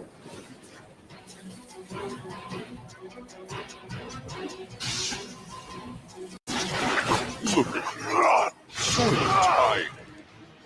How tiny is he? So tiny. He should hold up a sign that says, "Don't spit. I can't swim." Face me and be crushed by a god.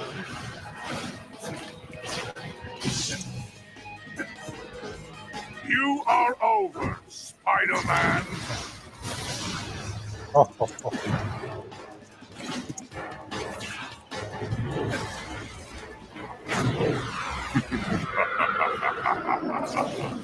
Hey, what's so funny? Did you see a reflection of your outfit? Imagine me being threatened by an itsy-bitsy spider. Yeah, that's hilarious.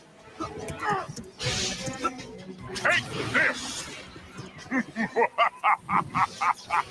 I'm glad you find yourself amusing. Take this!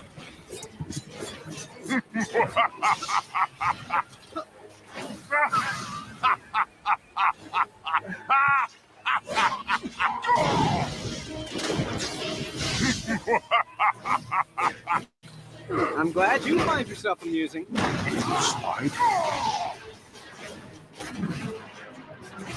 I'll show you what I'm capable of.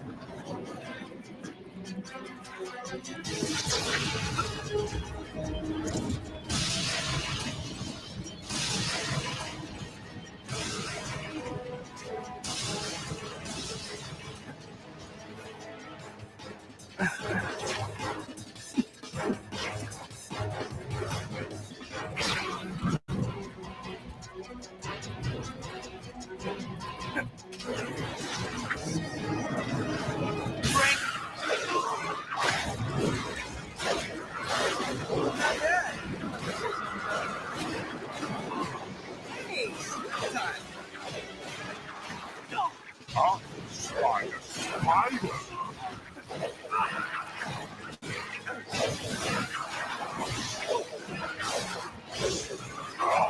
Jump and get. Did I do that?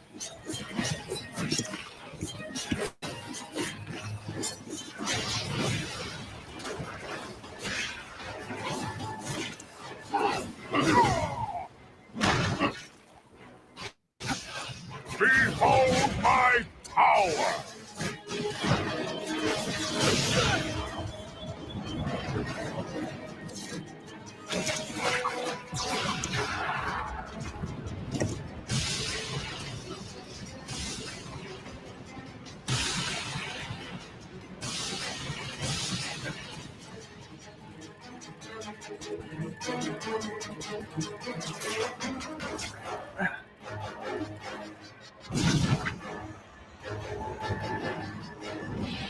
You haven't forgotten your old friends, have you? Have a good night. Behold my power! Here. Hey, what's so funny? You see a reflection of your outfit? Imagine me being threatened by an insect-bitsy spider. No! Yeah, that's hilarious. More playthings, little spider. Battle them for my allegiance. What am I, your little monkey? Don't answer that.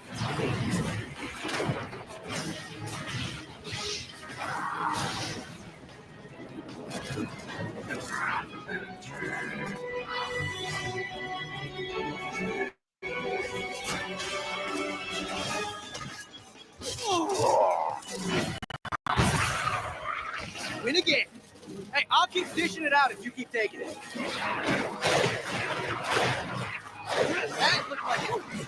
I call this one cavalcade.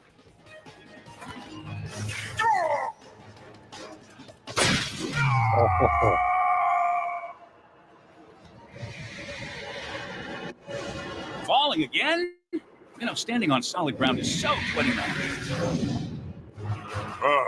I grow weary of this battle. This should finish you. It should, but it won't. That the best you can Hi do? guys. Your time is Sorry for up. the delay, I was But I sleeping. just made this appointment. Come and get me if you can. More gifts for you. That one was actually close. Come and get me if you can. Yours lies revenge now. You look like you could use a little Now is the moment to strike.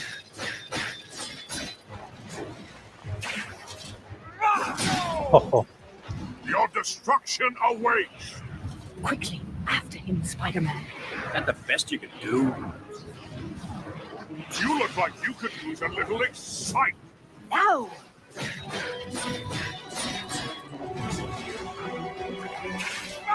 oh. I'm having a smashing time. How about you? You test my patience. Come on. More gifts for you. Dodge this. Do you actually hope to defeat me?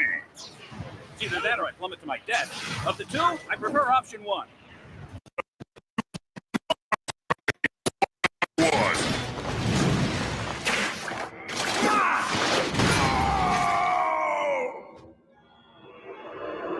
Yeah, it's all broken. Is this helping or hurting? I get the two mixed up. Hold still! Here I come.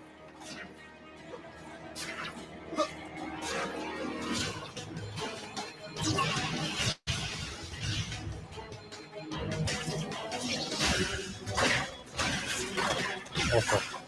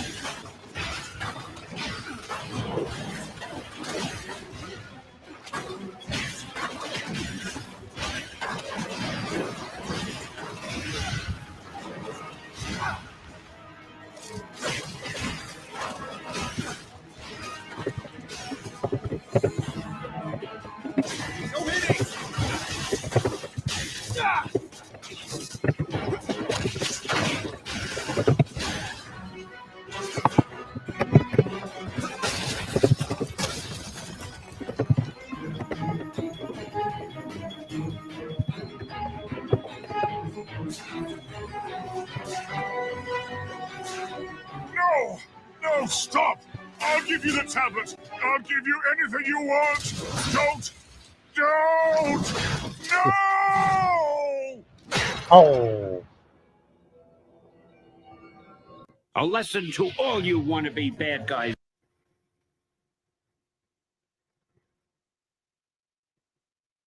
Face, pal, you got defying dimensions and defying doom. Power of 4 sensational Spider-Men. Wait, the tablet. No, it could still be mine. It could still. Some guys never learn. And speaking of learning, you should learn how to count. Something tells me you're outnumbered. Gentlemen. I really hate this fella. Come on, he's a blast to kick in the face. Pal, you got shot.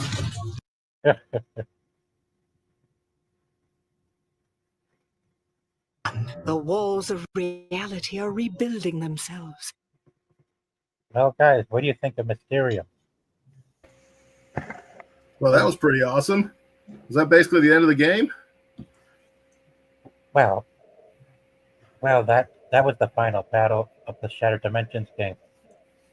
Gotcha. Well, I got to run. Thanks for having me on. I appreciate it. Yes, I got here just in time to end it. Oh, great. No worries. We still got more to do, Dennis. I'm glad you came aboard. Oh, I was taking a nap. Just don't have me read from the wiki again, please. All right, Sarge. Take it easy. Later. Take care, Dustin. Bye, Dustin. Now So, let's go to you our guys next were villain, talking about Mysterio in the Spider-Man. MCU. Well, Spider-Man and everything Spider-Man related, Dennis.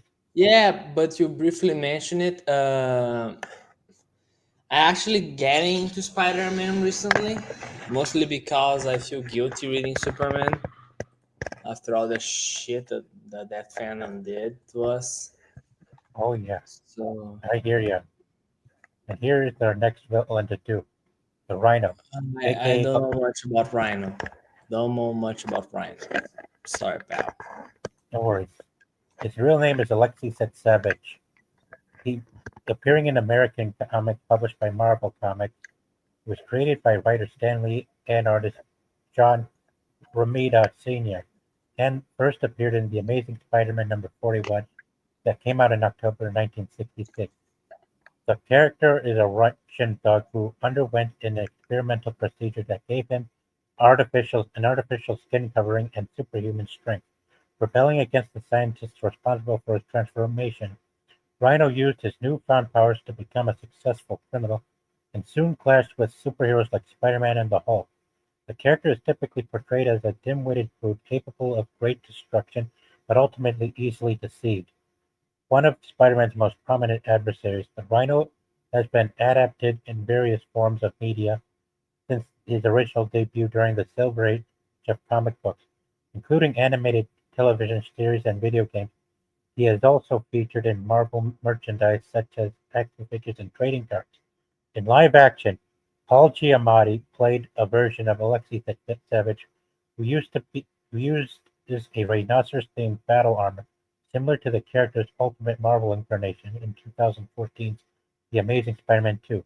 Another version will appear in the upcoming 2024 Sony Spider-Man Universe film, Kraven the Hunter, portrayed by Alessandro Nivola. So I'm very loosely familiar with this character. Yeah. So, what's to say? Yeah. Let's see how Spider-Man does against Rhino in one of these video games, shall we? Oh, I'm frankly so I'm going to leave if you're just gonna watch some videos. I wanted to have a chat, but all right. Well, first let's hear what you have to say. Let's see what you have to say. I'm going to go then. Bye. All right. Bye. All right. Take care. All right, guys. Let's check it. To anyone who's left in the chat, let's check out Spider-Man's fight with Rhino.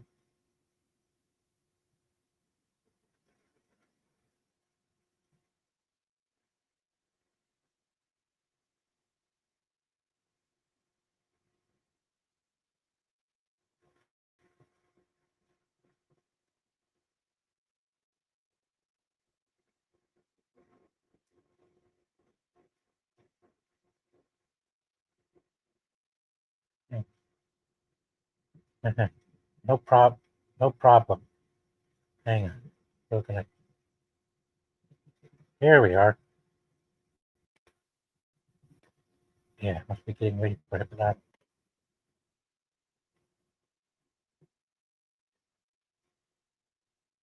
All right, here we are. Here we go, guys. Let's get on with the Rhino.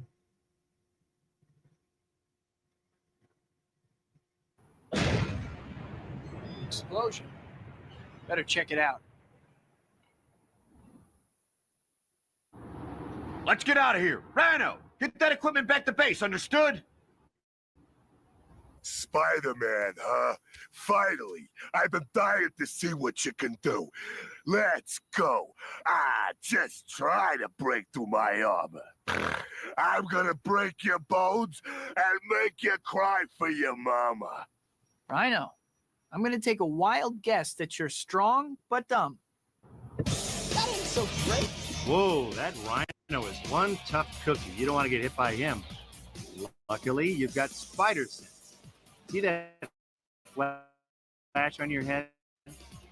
No, on the screen, not on your reel. It's a warning that you're about to be attacked. When you see it, press the grab button to dodge out of the way. In addition to the obvious advantage of not getting pummeled, a dodge can also set up attacks and turn the tide in a fight. Starting to see why rhinos are in danger. Yeah, no more messing around.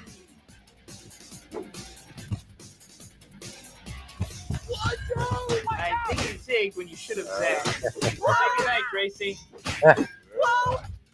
Now you're in for it. Look out! Yikes! You're so strong. This is the part where you fall down. Find a safer line of work. No good sport, right? Try not to run into my fist with your face. That ain't so great. Wow. The rhino. Ain't nothing can hurt me. Whoa! Is that a horn on your head, or are you just glad to see me? Ooh. Ooh. Oh no, the boss is gonna kill me. Yeah. Sorry to leave you hanging, Rhino, but I don't want to be accused of poaching. I think the police should be able to handle you at this point. Have fun. Yeesh.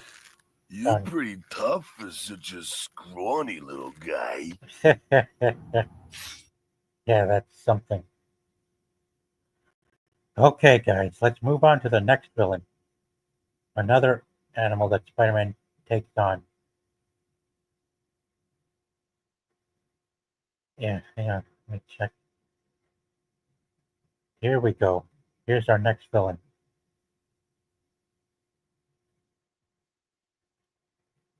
Scorpion. McDonald McGargan, a supervillain appearing in American comic books published by Marvel Comics, created by writer Stan Lee and artist Steve Ditko. The character was first appeared in Amazing Spider-Man number 19, which was released in December 19th of 1964. Yeah. Yep, 1964. Yeah, that's quite the time. Yeah. Yes, of course. Mike Gargan is a recurring antagonist of the superhero Spider-Man.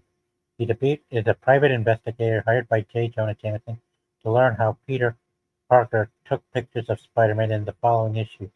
Jameson decided to turn Gargan into a deadly adversary for Spider-Man through a barely tested procedure which left Gargan with an irremovable scorpion-themed armor and the predatory instincts of the arachnid. Driven insane by these mutations, Gargan instead turned to a life of crime as the Scorpion and went on to menace both Spider-Man and Jameson, whom he held responsible for his transformation. Since then, hang on.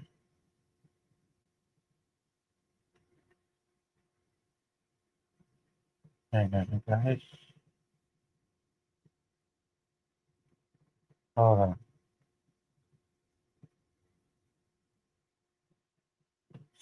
Since then, since his original Since then, having finally removed his armor, Gargan also served as the third host for Venom symbiote and a member of the Dark Avengers as Spider-Man, but eventually returned to his Scorpion aliases that kept him alive due to the strain both the neutral armor and the symbiote put on his body. Since his original introduction into the Silver Age of comic books, the character has been featured in various Marvel licensed products, including feature films, television series, and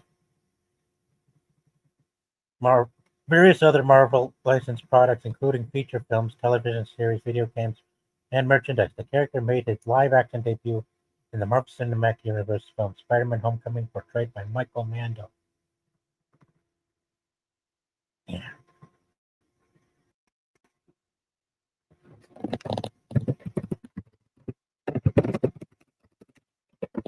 Now let's see how Spider-Man does to fight this guy, shall we? Yeah. Here we go. Let's get this on. Let's do this. Gosh, I hold my DualShock because they're doing their weekly reviews of stuff on Wednesdays next year because I had just invited them. I just made my reservations for them. Let's talk about this, Scorpion. Hang on, let's get this on and check it out. You need help. Talk. No talking. You can't take me back. I wouldn't even know where to take you back to. It's here, Ryo.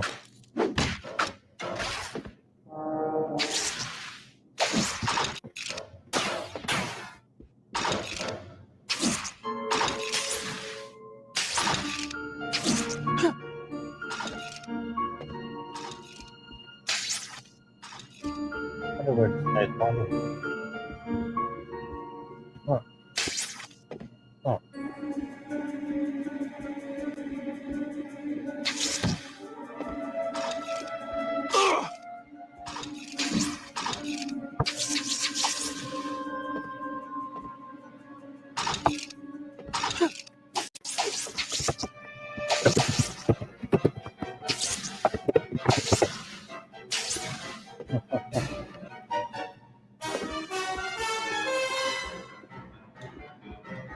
Scorpion.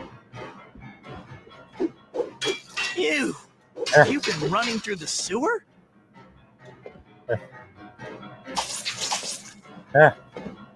Careful. Scorpion's up there.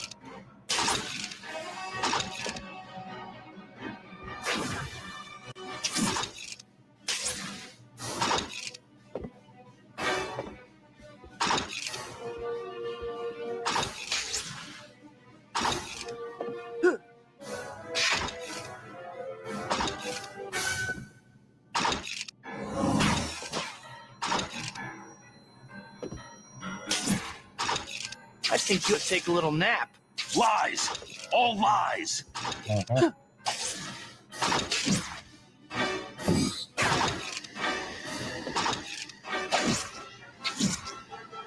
You're crazier than a soup sandwich. It sure is.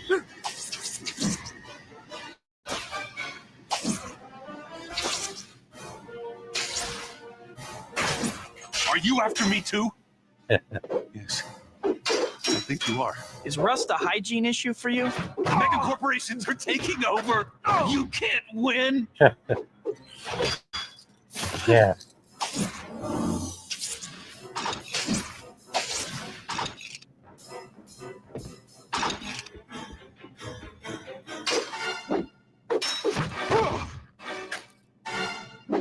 I think you ought to take a little nap.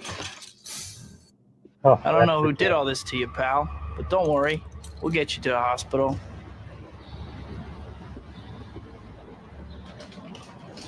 These things attacked me before. I wonder who's after me. Scorpion? Disappeared. I feel bad for him, but I can't help hoping I've seen the last of him. Yeah, speaking of who was after him in the game, that's who we're going to go over next, guys. Yep.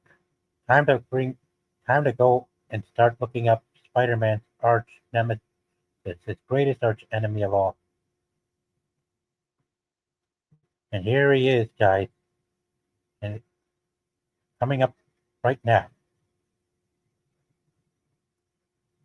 Green Goblin, the alias of several supervillains, and while created by both Stan Lee and Steve Ditko, his first and best known incarnation is Norman Osborn. You heard me, Norman Osborn. That is Spider-Man's arch nemesis. He is regarded as one of Spider-Man's three arch enemies, alongside Dr. Octopus and Venom. Originally a manifestation of chemically induced insanity, others would later take on the persona, including Norman's son Harry Osborn, The Green Goblin is depicted as a criminal mastermind who uses an arsenal of Halloween-themed equipment, including grenades like pumpkin bombs, razor-sharp bat-shaped blades, and a flying goblin glider to terrorize New York City. Comic journalist and historian Mike Conroy writes of the character, of all the costume villains who played Spider-Man over the years, the most flat-out unhinged and terrifying of them all is the Green Goblin. The Green Goblin has appeared in numerous media adaptations of Spider-Man over the years, including films, animated television series, and video games. Norman and Harry were portrayed by William Dafoe and James Franco in Sam Raimi's Spider-Man film trilogy, by Chris Cooper and Dane DeHaan in The Amazing Spider-Man 2, and Dafoe reprised his role as Norman Osborn, the Green Goblin, in the Marvel Cinematic Universe film Spider-Man No Way Home, which used the concept of the multiverse to link Raimi's trilogy to the MCU. Quite neat, huh? And now, let's see how well Spider-Man does against him in battle, shall we? Yeah. Hang on. Here we go. Let me bring this up, fellas. Yeah.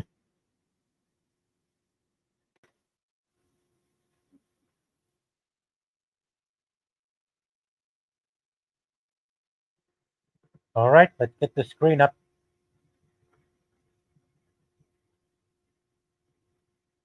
And here we go. Excuse me for a moment. Enjoy the video while we'll see how it does.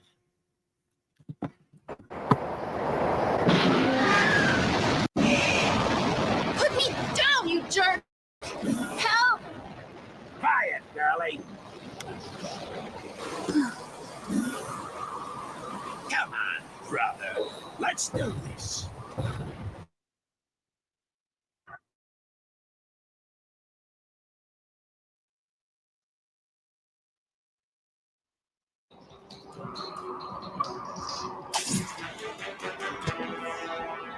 That creep!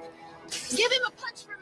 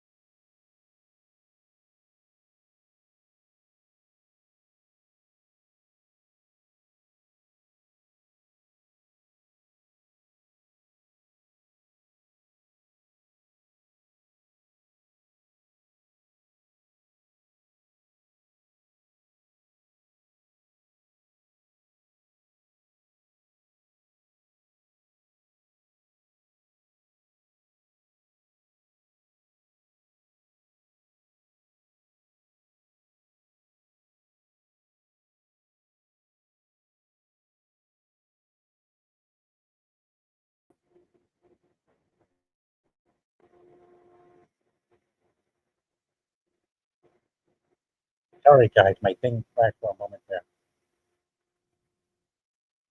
That's the back. Sorry, guys. Closer. Boy,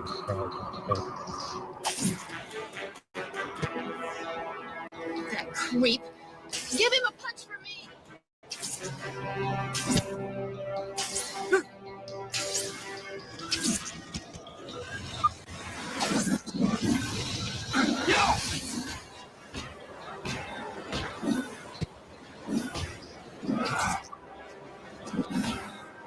Don't be so difficult, Spider-Man.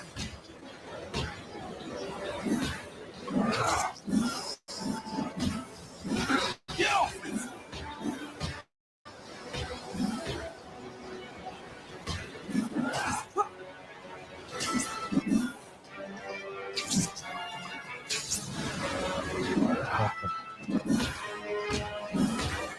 room for you, I'm afraid.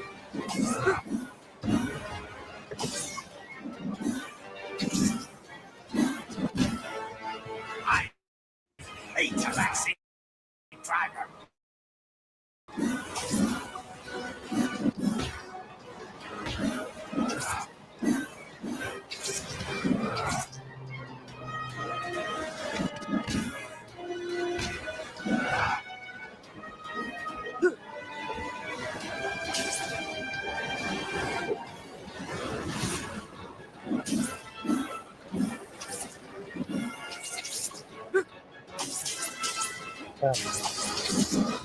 Come on, Spot Boy.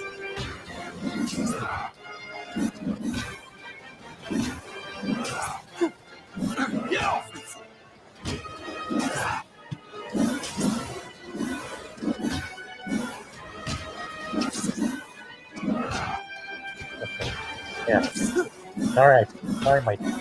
Sorry, my thing blacked out, guys.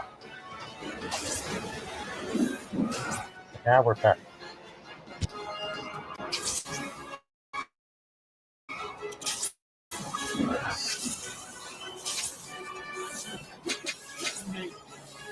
Betraying you, the wheels have got you.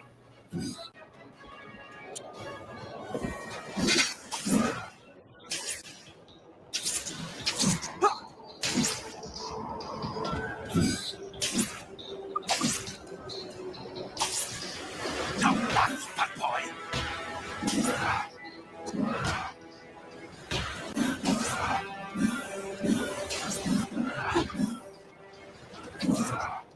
Have more respect for my personal space.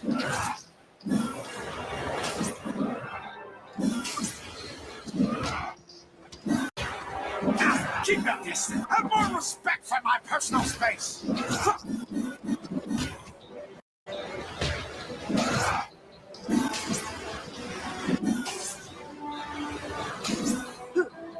Have more respect for my personal space.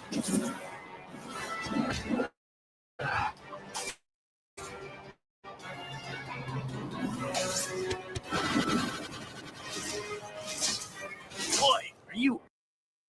Wow.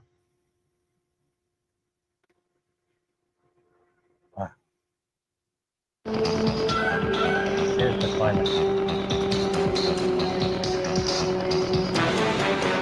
Mr. Osborn.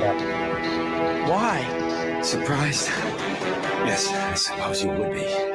But the best surprise is still to come.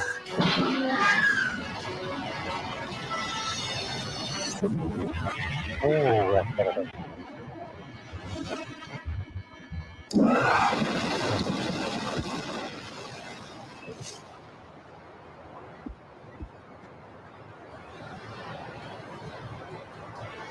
Tell Harry I'm sorry. I'm sorry too.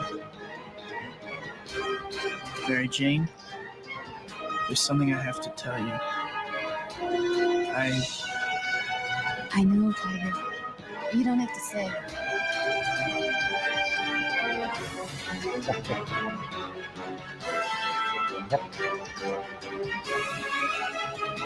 Now that will roll up. Now we can roll. Now we can. And now we come to take a break from looking at the rogues gallery of villains and move on to checking out one of his love interests. Because that right there is a signal to take a break. To take a break.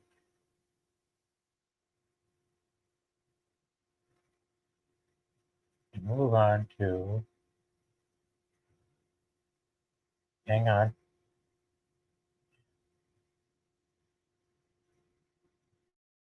Mary Jane Watson, M.J. Watson, a character created by Stan Lee and Steve Ditko, making her first appearance in Spider-Man number 25, The Amazing Spider-Man number 25 of June 1965.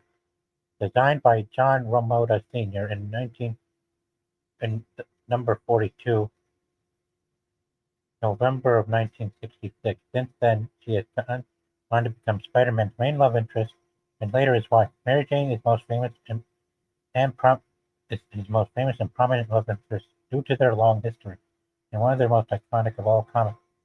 Although she made a brief appearance in the 25th with a plant obscure during her face as part of a then long-running recurring gag about Aunt May attempting to set Peter with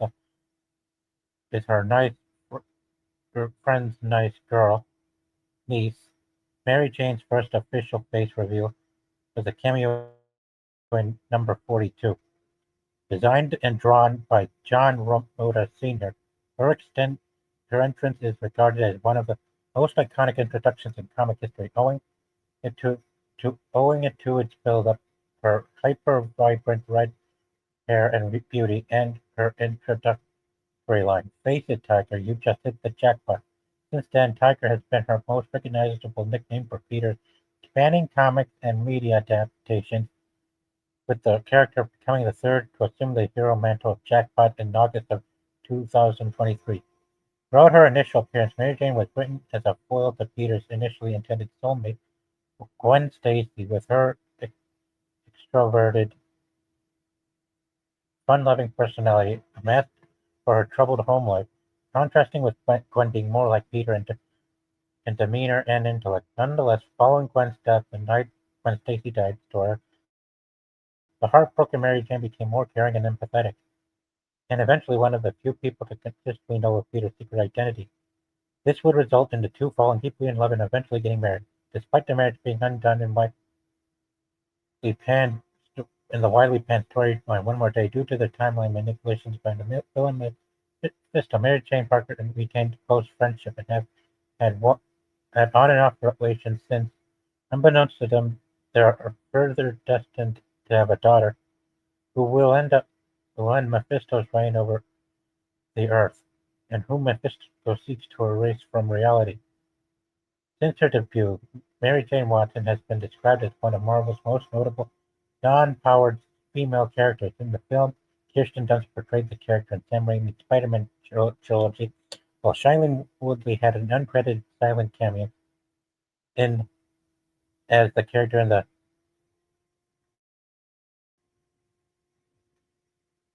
2014 film The Amazing Spider-Man 2. Zoe Kravitz voiced Mary Jane in the 2018 film Spider-Man Into the Spider-Verse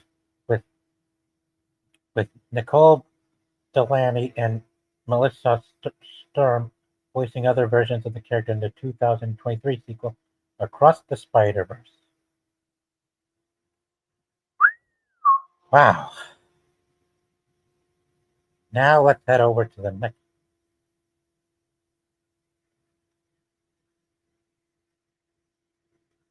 And that's quite a lot.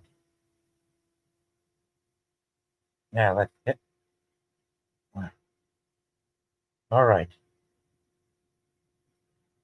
Let's go on to. Now let's go on to. Oh, so let's.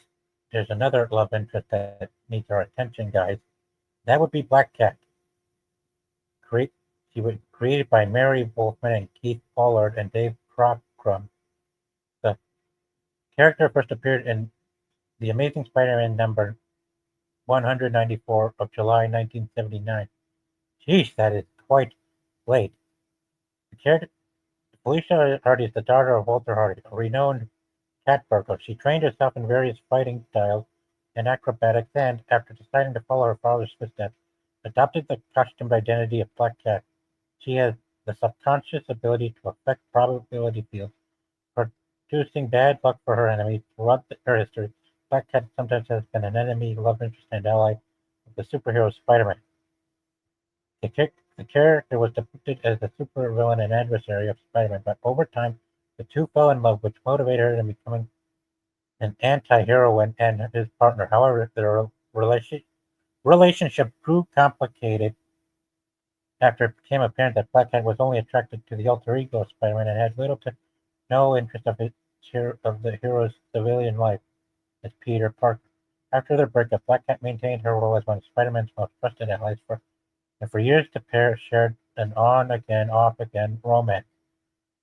Since her original introduction in the comics, the character has been featured in various other Marvel licensed projects, including video games, animated television shows, and merchandise.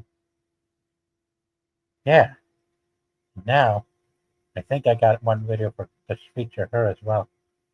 But first, we must go to our next villain, who kind of looks web patterns like Spider-Man.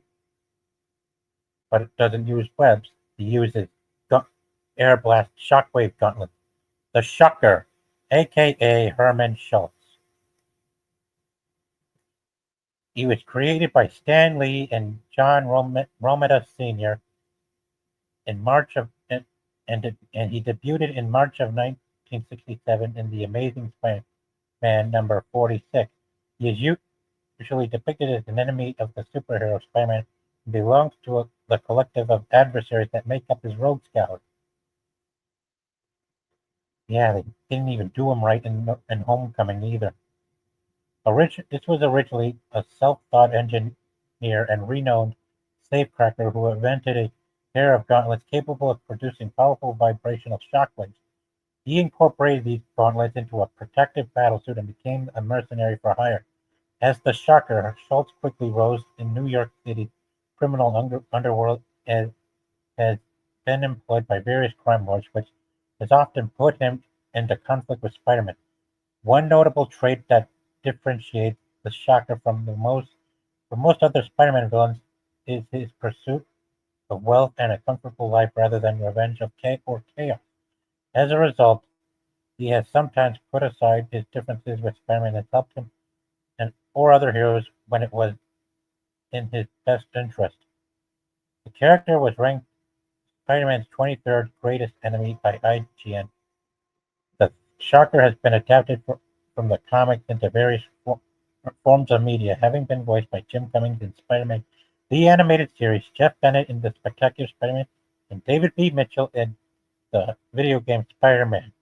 Two iterations of the character were featured in 2017's MCU's film Spider-Man Homecoming. Herman, portrayed by Keem Woodbines, and Jackson Bryce, portrayed by Logan Marshall Green.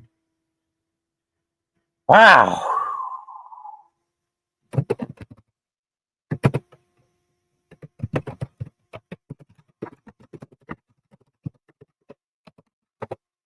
Well then, let's check out Shocker. Well then, let's take a look at the Shocker then, shall we?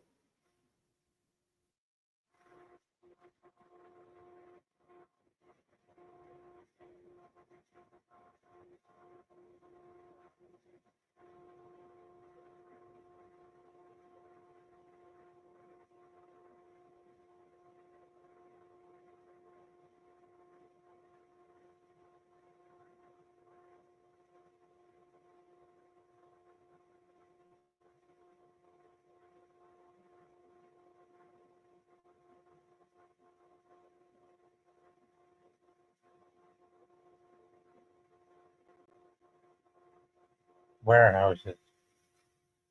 Let me put the screen up. Yeah, you're gonna want to see this one. They've done the Bangful, but this one is better. We gotta get a look at Black Cat as well.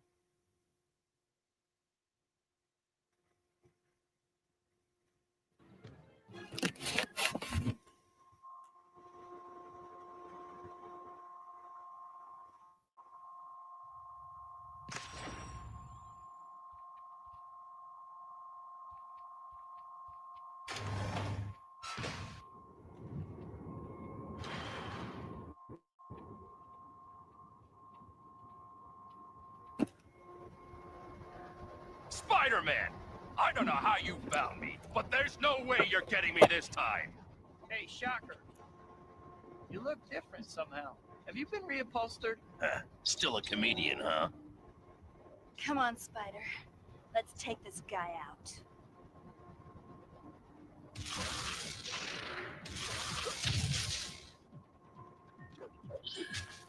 Still slow and dumb, I see. Oh, how's the tire mascot gig working out?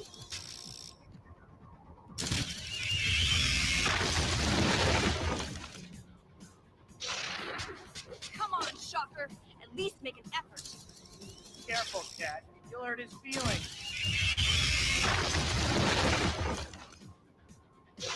Still slow and dumb, I see.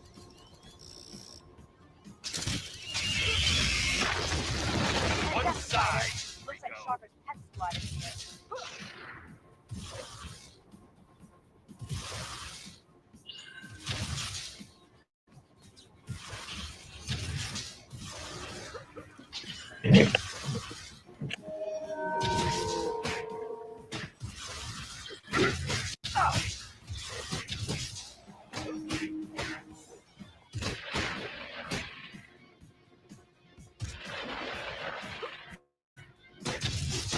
Whoa. Shocker's goons. Those have to be his goons. Yeah, Shocker's goons. You deal with Shocker. I'll take care of the goons. Yeah, see what she said.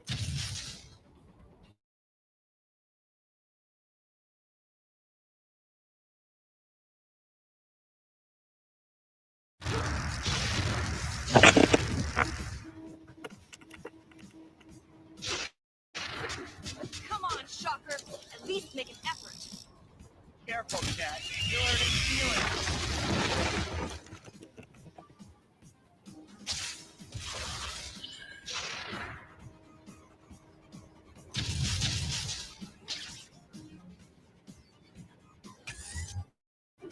I didn't mean to ask.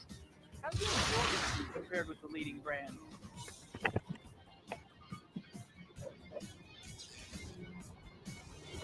How's the tire mascot gig working out? Whoa. Shockwave. Yeah, Shocker could have worked for the first Spider-Man movie in 2002 as one of the At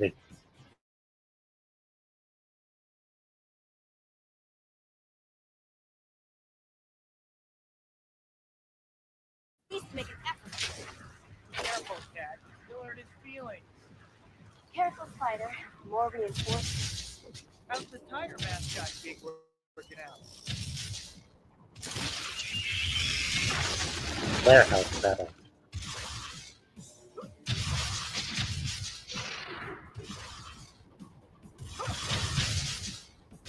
Come on, Shocker. At least make an effort. Careful, Cat. You'll hurt his feelings. Oh boy. God, I hope all my DualShock doesn't back out on me by doing the new weekly review on movies, games, and stuff on Netflix next year. God, I hope I can notify them. Keep them out of the way.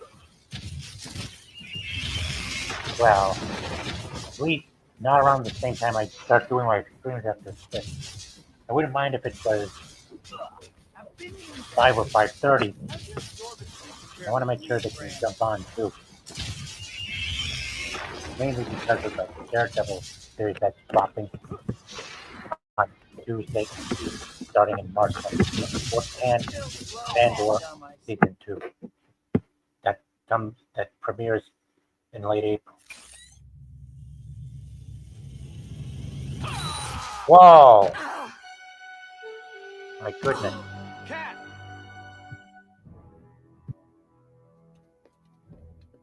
You okay? Yeah, he just caught me off guard. I'll be ready for him next time. Listen, I gotta get going. I have some things I need to do. See ya. Ah, nice. Love that pixie hairstyle. Back there.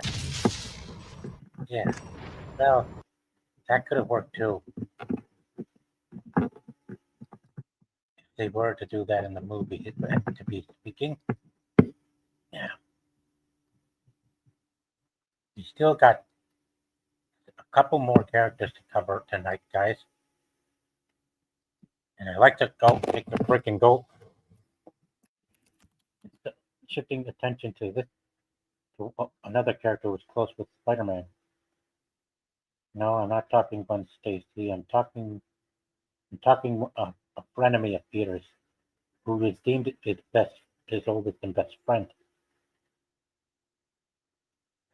Harry Osborn, Harold Theophilus Osborn, who first appeared in The Amazing Spider-Man number 31 that came out on December of 1965. He is the best friend of Peter Parker and Flash Thompson, one of the ex-boyfriends of Mary Jane Watson, the son of Norman Osborn, husband of Liz Allen, and the father of Normie Osborn and Stanley Osborn. He is the second character to assume the Green Goblin aliases, while one of his clones was amongst the many users of the Iron Patriot armor as the superhero American Son. Huh, interesting. Artificial intelligence copy of Harry, which he created while the Green Goblin is also the creator of the clones Gabriel and Sarah, who are both later revealed to be operating as his demonic revenant kindred under the Harry AI's command. The character appeared in many adaptations of Spider-Man outside of the comic books, including various cartoons and video games. James Franco portrayed the character in Raimi's Spider-Man trilogy, and Dana Hahn in The Amazing Spider-Man 2 movie. Yep.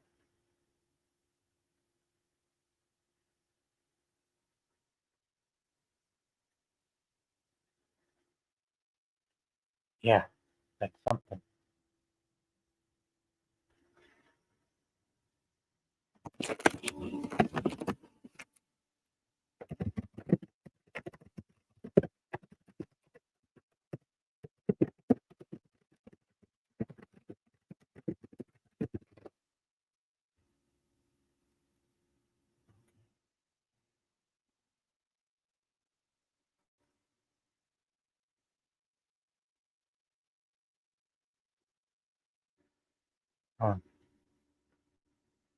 All right.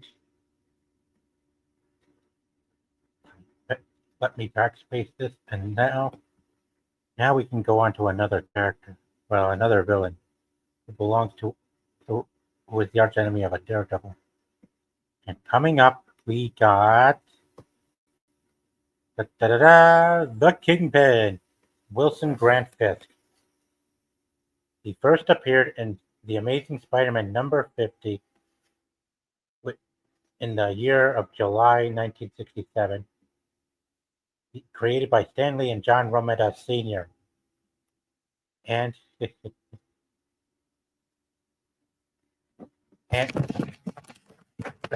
Kingpin name is a reference to the crime lord and title in Mafia slang nomenclature. One of the most feared, dangerous, powerful crime lords in the MCU, Marvel Universe, usually depicted as New York's crime overlord. The Kingpin was introduced as an adversary to Spider-Man, but later went on to be the archenemy of Daredevil, as well as a recurring foe for Punisher and of his adopted daughter Echo. He was married to Vanessa Fisk, who frequently expressed her disapproval of his criminal activities, and later to typhoid Mary Fisk, and is the father of Richard Fisk and Butch Ferris, the latter who succeeded him as the Kingpin following his retirement. His traditional attire consists of a signature white suit, jacket, and cane, though his appearance has been changed over the years. All across iterations, the Kingpin is depicted as an extraordinary heavy-set appearance and a bald head. The character is not simply obese, but also heavily muscled, like a sumo wrestler, and a formidable hand-to-hand combatant. Despite this, his size has been regularly mocked, especially by Spider-Man. The character has been adapted from the comics into various forms of media, including feature films, television series, and video games. The Kingpin was portrayed by John Rhys Davies in 1989 film Trial of the Incredible Hulk, and by Michael Clark Duncan in the 2003 Daredevil feature film, who also voiced the character in Spider-Man the New Animated Series. Vincent D'Onofrio portrays Wilson Fisk in the Marvel Cinematic Universe franchise, having appeared thus far in Marvel television Netflix series Daredevil, which ranged from 2015 to 2018, and the Marvel Studios Disney Plus series Hawkeye and Echo, and will reprise his role in Daredevil Born Again. Liev Schreiber voiced the Kingpin in the animated film Spider-Man Into the Spider-Verse. In 2009, Kingpin was ranked the 10th greatest comic book villain of all time. And how? Gosh, this guy's really tough to reach. All right.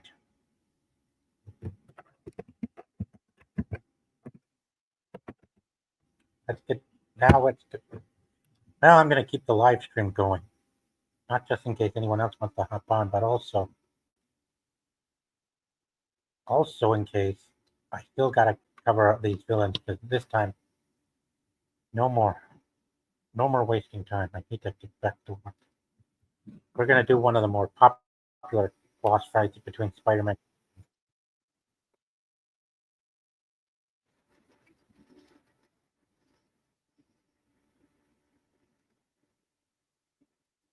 Now, let me put the screen up, fellas.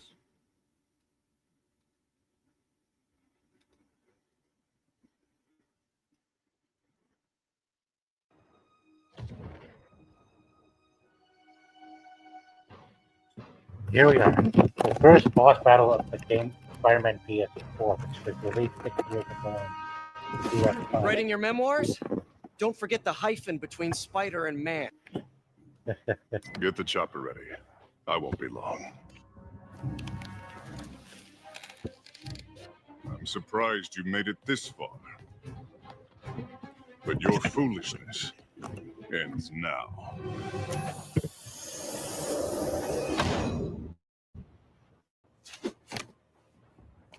You do know I can still see you, right? 8 years of this insolence.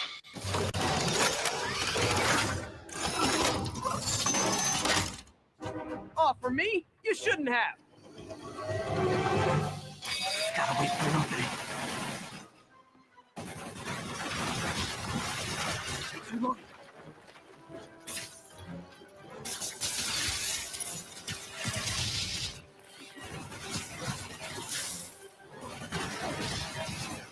Okay, now.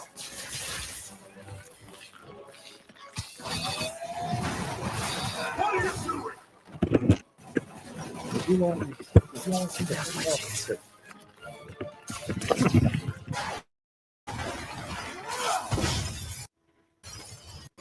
How is this happening? What's wrong, Willie? You seem angry. I will destroy you!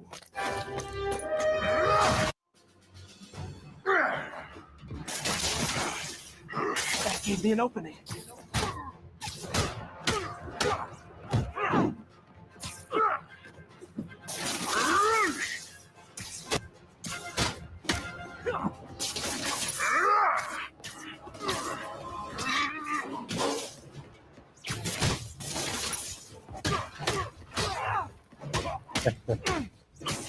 Yep. First boss battle of the game from 6 years ago.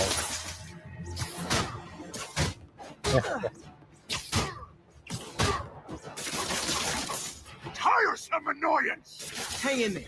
It'll be over.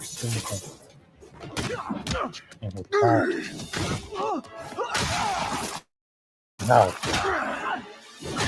Wow, he banged it. He banged that his fight. You are everything that's wrong with this city! Huh. I was gonna say the same to you. You know what to do, man! Surround him!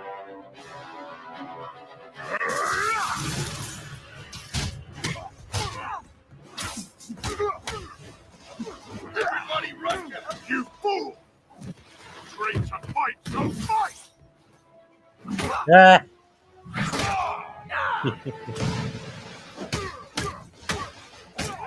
Gonna teach you respect! I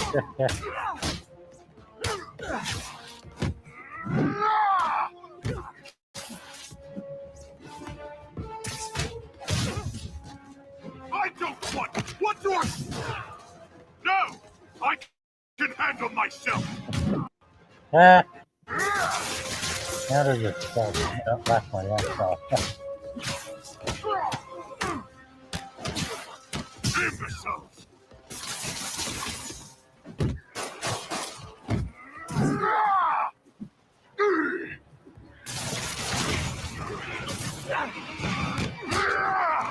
Where are the real?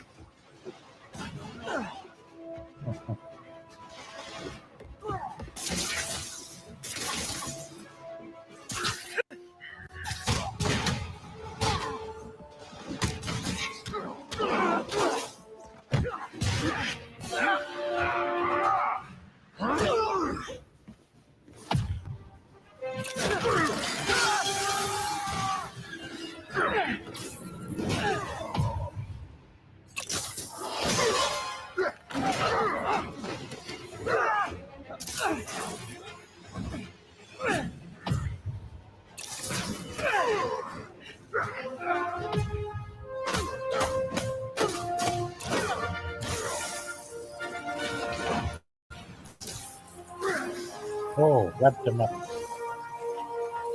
So, should we kiss now? Yeah, maybe Wow. later.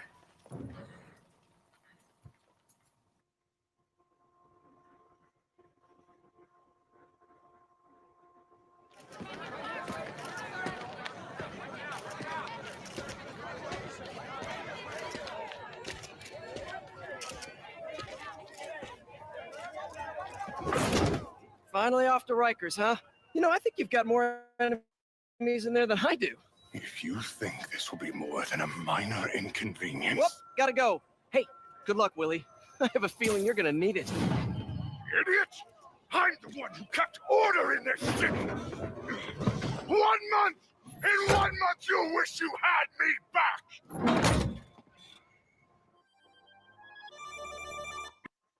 All right. Now let's go and check out. Yeah, that was the Kingpin for you guys. Now let's go and check out another one of Spider-Man's enemies. In fact, we should check on his main rival, also known as who goes by the who you all know goes by Venom, but we'll know more. Also know him as Eddie Brock. Edward Charles Allen Eddie Brock is a character who appeared in Marvel Comics, created by David Michelinie and Todd McFarlane. Having cameoed in Web of Spider-Man 1986 before making his full appearance in The Amazing Spider-Man of May of 1988 as the most well-known host of the Venom symbiote. The character has since appeared in Marvel comic publications, including Venom. He has endured as one of Spider-Man's most prominent villains and is regarded as one of his 3 arch-enemies alongside Green Goblin and Dr. Octopus. He later evolved into an anti-hero, slowly distancing himself from his initial goal to ruin Spider-Man's life to instead do good, even occasionally allying with Spider-Man. Yep, that's what's make Eddie Brock as Venom so different from the others. In the original version of the story, Eddie is a journalist who publicly exposes the identity of the man he believes is a serial killer, the Sin Eater, only to find his reputation ruined when Spider-Man captures the real killer. Disgraced and suicidal with a growing irrational hatred of Spider-Man, Brock comes into contact with an alien symbiote rejected by Peter Parker. The symbiote bonds with him and they become Venom. Together they seeking out revenge against their mutual enemy. Though he repeatedly comes into conflict with Spider-Man, he also operates as a hero, albeit a violent one, seeking to save those he deemed innocent to avoid any collateral damage in his clashes with Spider-Man. In 2008, after being separated from the Venom symbiote, he serves as an anti-hero host of Anti-Venom symbiote, which is sacrificed to help cure the Spider Island epidemic during 2011 storyline. In 2012, he bonded to the Toxin symbiote, reuniting with the Venom symbiote in 2018. Though Brock is a human with no powers, the Venom symbiote bestows upon him a range of abilities, including many of Spider-Man's powers. Debuting in the modern age of comic books, the character is featured in various Marvel-endorsed products outside the comics, including feature films, animated television series, and video games, and merchandise such as action figures and trading cards. Topher Grace portrayed Eddie Brock, Venom, in Spider-Man 3, while Tom Hardy portrays the character in Sony's Spider-Man Universe films Venom, Venom Let There Be Carnage, and as well as a post-credit scene in No Way Home, and as well as The Last Dance. One of Spider-Man's most famous rogues and fan favorite characters, Eddie Brock's incarnation of Venom was rated 33rd of the 50 greatest comic book characters by Empire and ranked 22nd on IGN's list of 100 greatest comic villains of all time. Comic journalist and historian Mike Conroy writes off the character. What started out as a replacement costume for Spider-Man turned into one of Marvel's webhead's greatest nightmares. Yep, absolutely, guys. Now let's check out.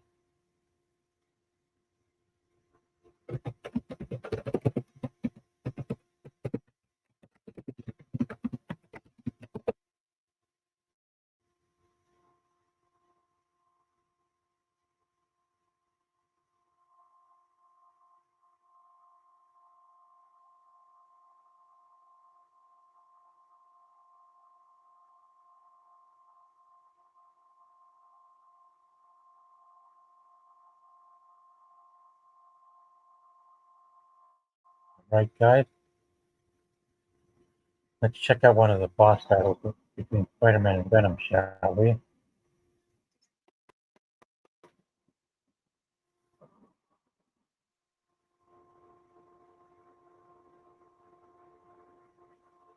Let's bring up the screen and take a look.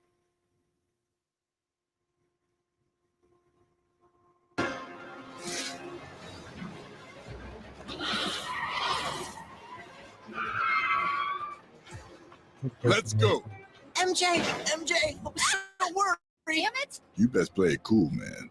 Is it really you this time? Come on, we gotta go. Look, I promise I won't use it You again. promise? We are way past that. We ain't got time for this. Oh no, get away. Get away! Come on.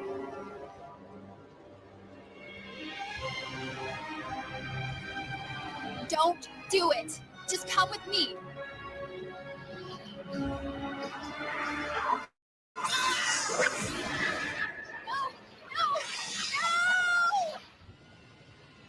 Oh. Mary Jane. Heater. It started just like this. 4 days ago. Ah, there he is, Venom. That morning, everything changed. Venom. I'm feeling hungry. No. Eddie. What?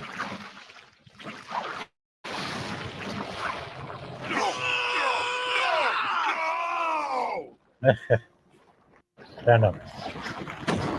Venom, get ready for a world of pain. Ah! 2 black suits. Oh boy, 2 black suits. Interesting.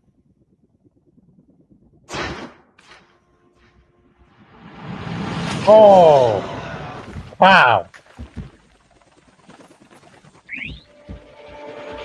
All right, so we're here with the battle with Venom. I gotta say that, gosh, the suit looks amazing. And we're gonna throw. Hey! Whoa! Wow, 2 black suits. I just noticed how big he is. Wow, 2 man. This is really happening.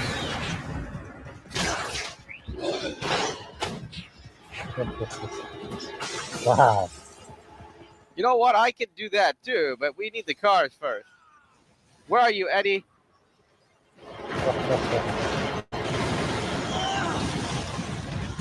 Oh! Oh, I'm sorry. Yeah. Venom. Wow, would you look at Venom? He's gone a bit crazy. Where are you, Venom? Yeah. Oh, there you are. You know, I'm not Yeah. gonna fight your heads on. We're gonna use the cars.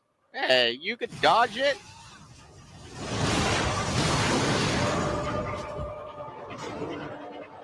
You dare to take the others from me. I will take the girls from you.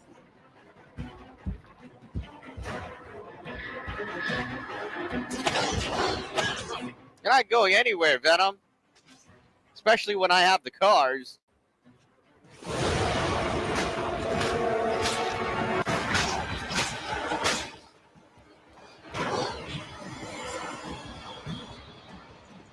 Brock, look at me when I talk to you. Peter? Mary Jane. Thank God. Is she okay? I got your birthday present, but then there was this loud noise and... Everything's fine. Let's go. You're gonna be fine. I love my present.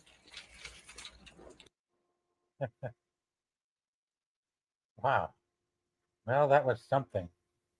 Yeah, kind of. You would have gone with something better, but well, I think I gotta.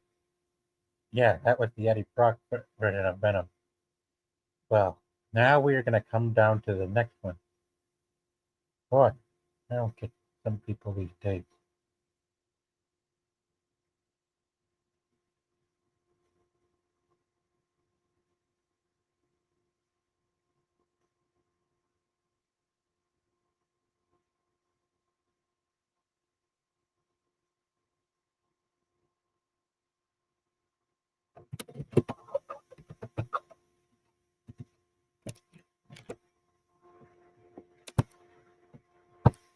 Okay. Looks like we got time for at least one more character. And that's one more villain. Yep, who I mentioned earlier as my favorite Spider-Man villain. And the baddest of them all. Carnage. A real supervillain appearing in the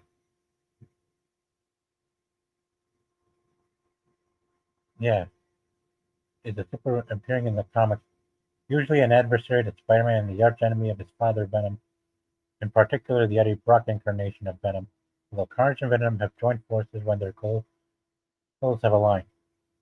The character made his first appearance in The Amazing Spider-Man number 361 comic of April 1992 and was created by writer David Michelinie and artist Mark Bagley. Although the first published artwork for Carnage was penciled by Chris Marion, Stan Lee would also have some input in the character's name and attributes, pushing for a character who would be far darker and more vicious than Venom, due to the latter's more scrupulous character development. Yep. Yeah, he is darker than Venom. Carnage belongs to a race of animalistic parasitic and extraterrestrial organisms known as symbiotes, which form a symbiotic bond with their hosts.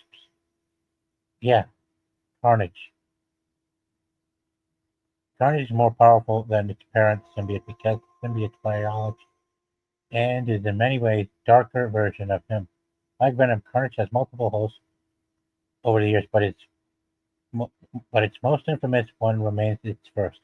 Killer Cletus Cassidy, whose sadistic personality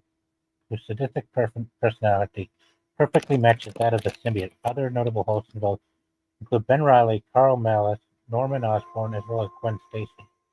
The character Carnage symbiote gave birth to its first significant offspring, Toxin, in 2004. Since the original introduction in comics, the character has been adapted into other forms of media, such as television series and video games. Woody Harrelson voiced Carnage in his first live-action appearance in the film Venom Let There Be Carnage, set in Sony's Spider-Man universe, as well as portraying Cletus Cassidy, reprising his role from Venom, his cameo role from Venom.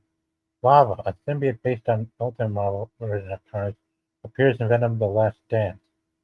Ah, so that's the name of the lava symbiote. Huh, interesting.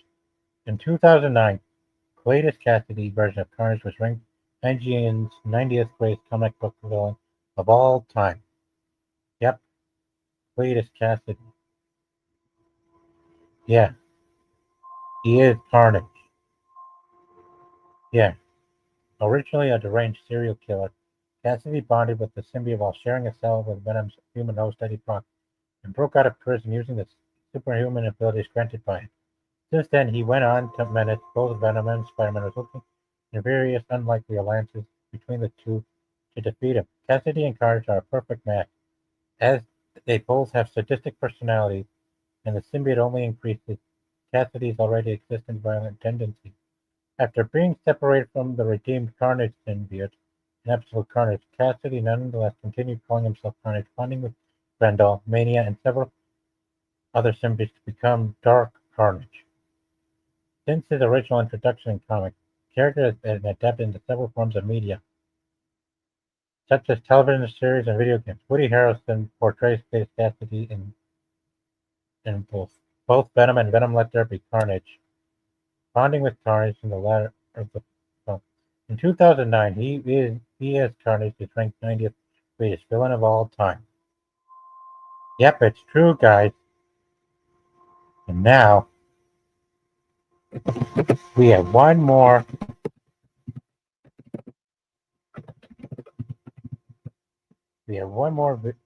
video to react to see how big a threat Carnage is. And trust me, guys, hold on. Yep, Carnage is a deadly one.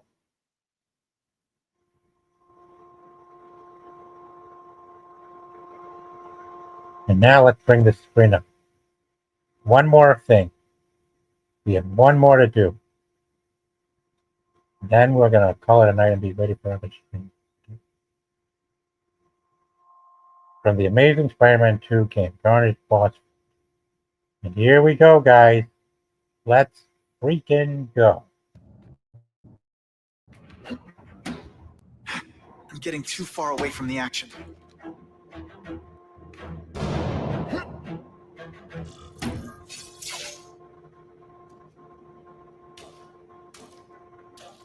Cassidy! That's as far as you go. One of you is already too many.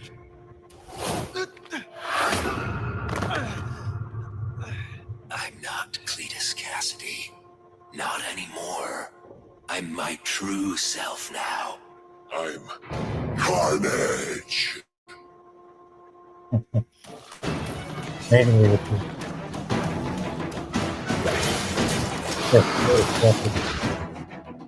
This isn't personal. I just think you're a jerk. Poor little spider. You're just not ready to see the truth, are you? Lesbian. I didn't web up your mouth because I don't want you to suffocate. You're starting to talk me out of it. See, you think you're joking. But I know what you won't admit to yourself. When I killed those criminals, you were happy. You were grateful to me, weren't you? No, It's not too late to understand. I'll tell you whatever you want to know. You say you're searching for answers in death, but what were you trying to do when I stopped you? Make others like you? A family? So we can spread the message, the truth, that chaos and death are the only— Wrong. You're trying to create a family because you never had one. You weren't looking for death, Cletus. You wanted the life you never had. Now who's not seeing the truth? What makes you think I'm anything like you? You wanted to do what I did. End those criminals forever. That's true. I didn't want to admit it, but I'd be lying if I said I didn't feel that way. I knew it. But that's human. Anger, wanting revenge. It's not wrong to feel emotions like that. It's wrong to act on them. You said you kill to understand death. What are you trying to understand? The meaning, the truth, the secrets it reveals about all of us. that we're afraid to see. I can tell you that. Death is a part of life. It happens.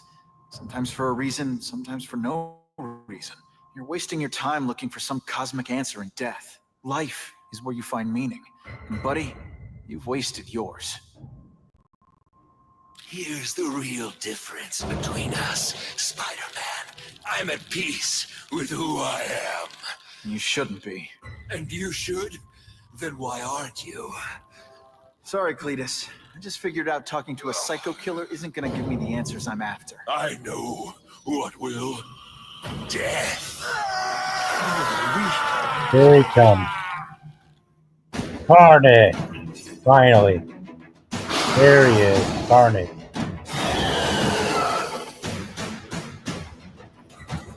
I gotta get an action figure in the movie. Picture me naked. You know what? That's weird.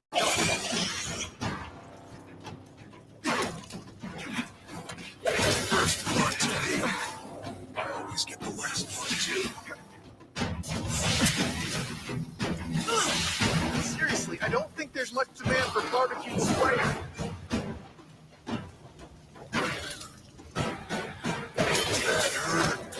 It's just the beginning. You know what you should do differently? Everything.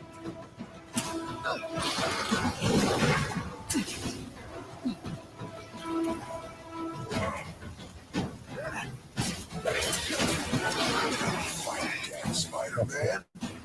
Embrace it.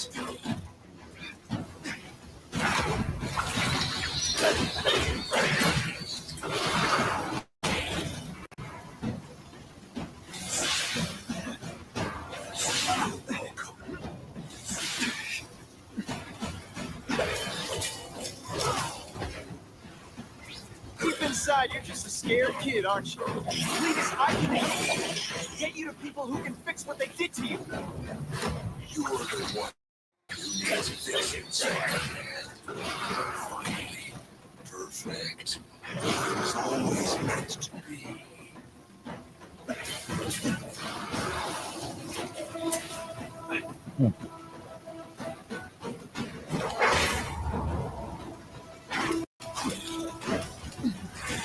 Still get butterflies.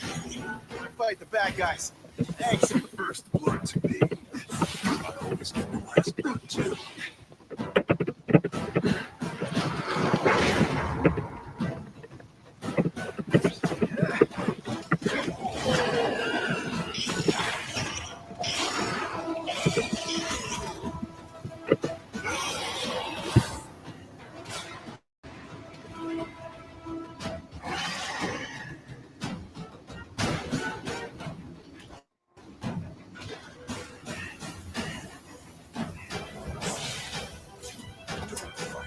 Spider-Man, embrace it.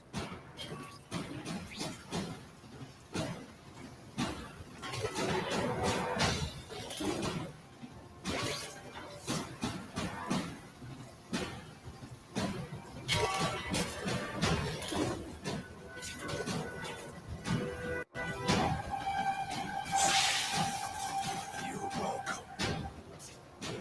Yeah. Up there. On the left there.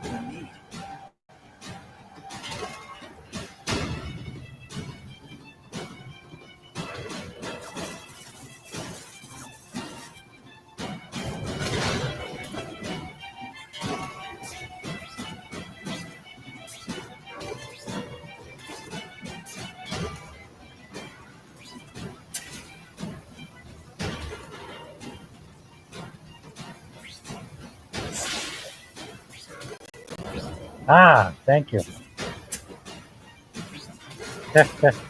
Well, thank you for stopping by, Yamato.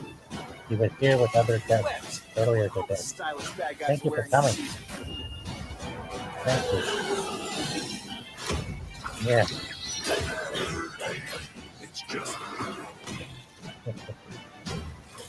you live in a world. You and everyone. Chaos is the only thing that's real. Chaos. Whoa, wow. I got my family together. We'll spread the word. We'll wake everyone up. I wish you wouldn't. After the week I'm having, I could really use a nice long nap.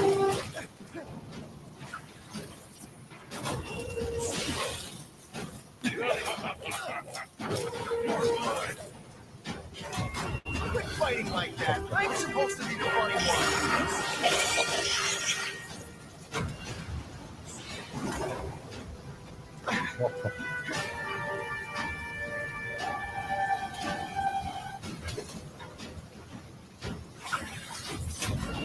Oh, got it. Ooh, that's gotta burn.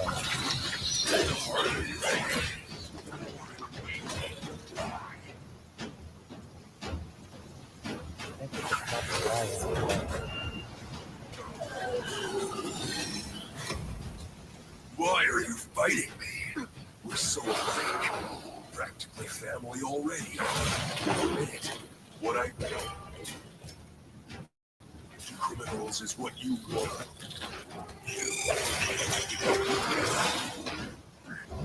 Free. Like me. You're wrong. I'm nothing like you. The whole reason I do this is to stop people like you. You don't kill me.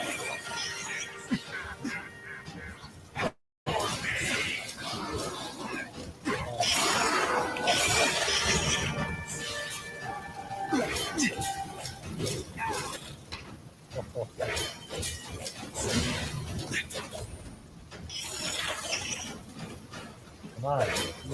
Oh, come on, don't. I give up.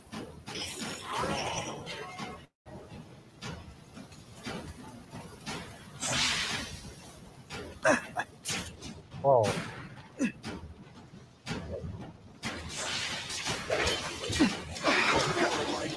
Every second.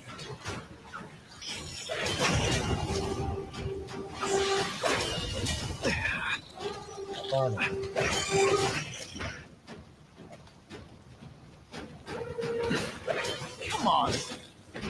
Too easy. At least try.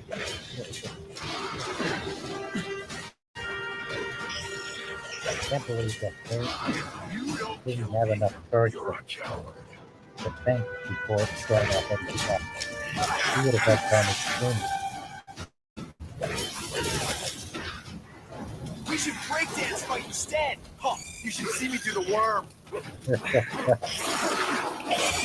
Honestly, that's an improvement on what you were wearing. Yeah. There he is. All right.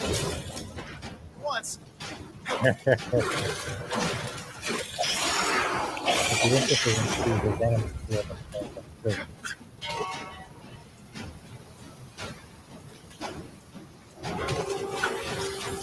Oh, seismic blast. Oh. Wow. Carnage is angry. You're just a scared kid, aren't you? Too bad you're not on the outside. Time to pin them down. I prefer to give you individual attention, but I'm really busy. Oh. Oh, that's gotta burn. Oh. No, don't want to be alone again. Please just let me die. That's not the answer, Cletus. Yeah. None of us are going to find any answers here. Well, that was a fun boss battle between Spider-Man and Alone against Carnage. Wow! Man, this has been a fun stream. Yeah, quite something. Well, guys, I'm going to have to close up now. Thank you for coming. I got to thank Tanya Lissette for coming and others for coming to join me on panel this evening. And be sure to hit like. Yeah, it sure was, Yamato.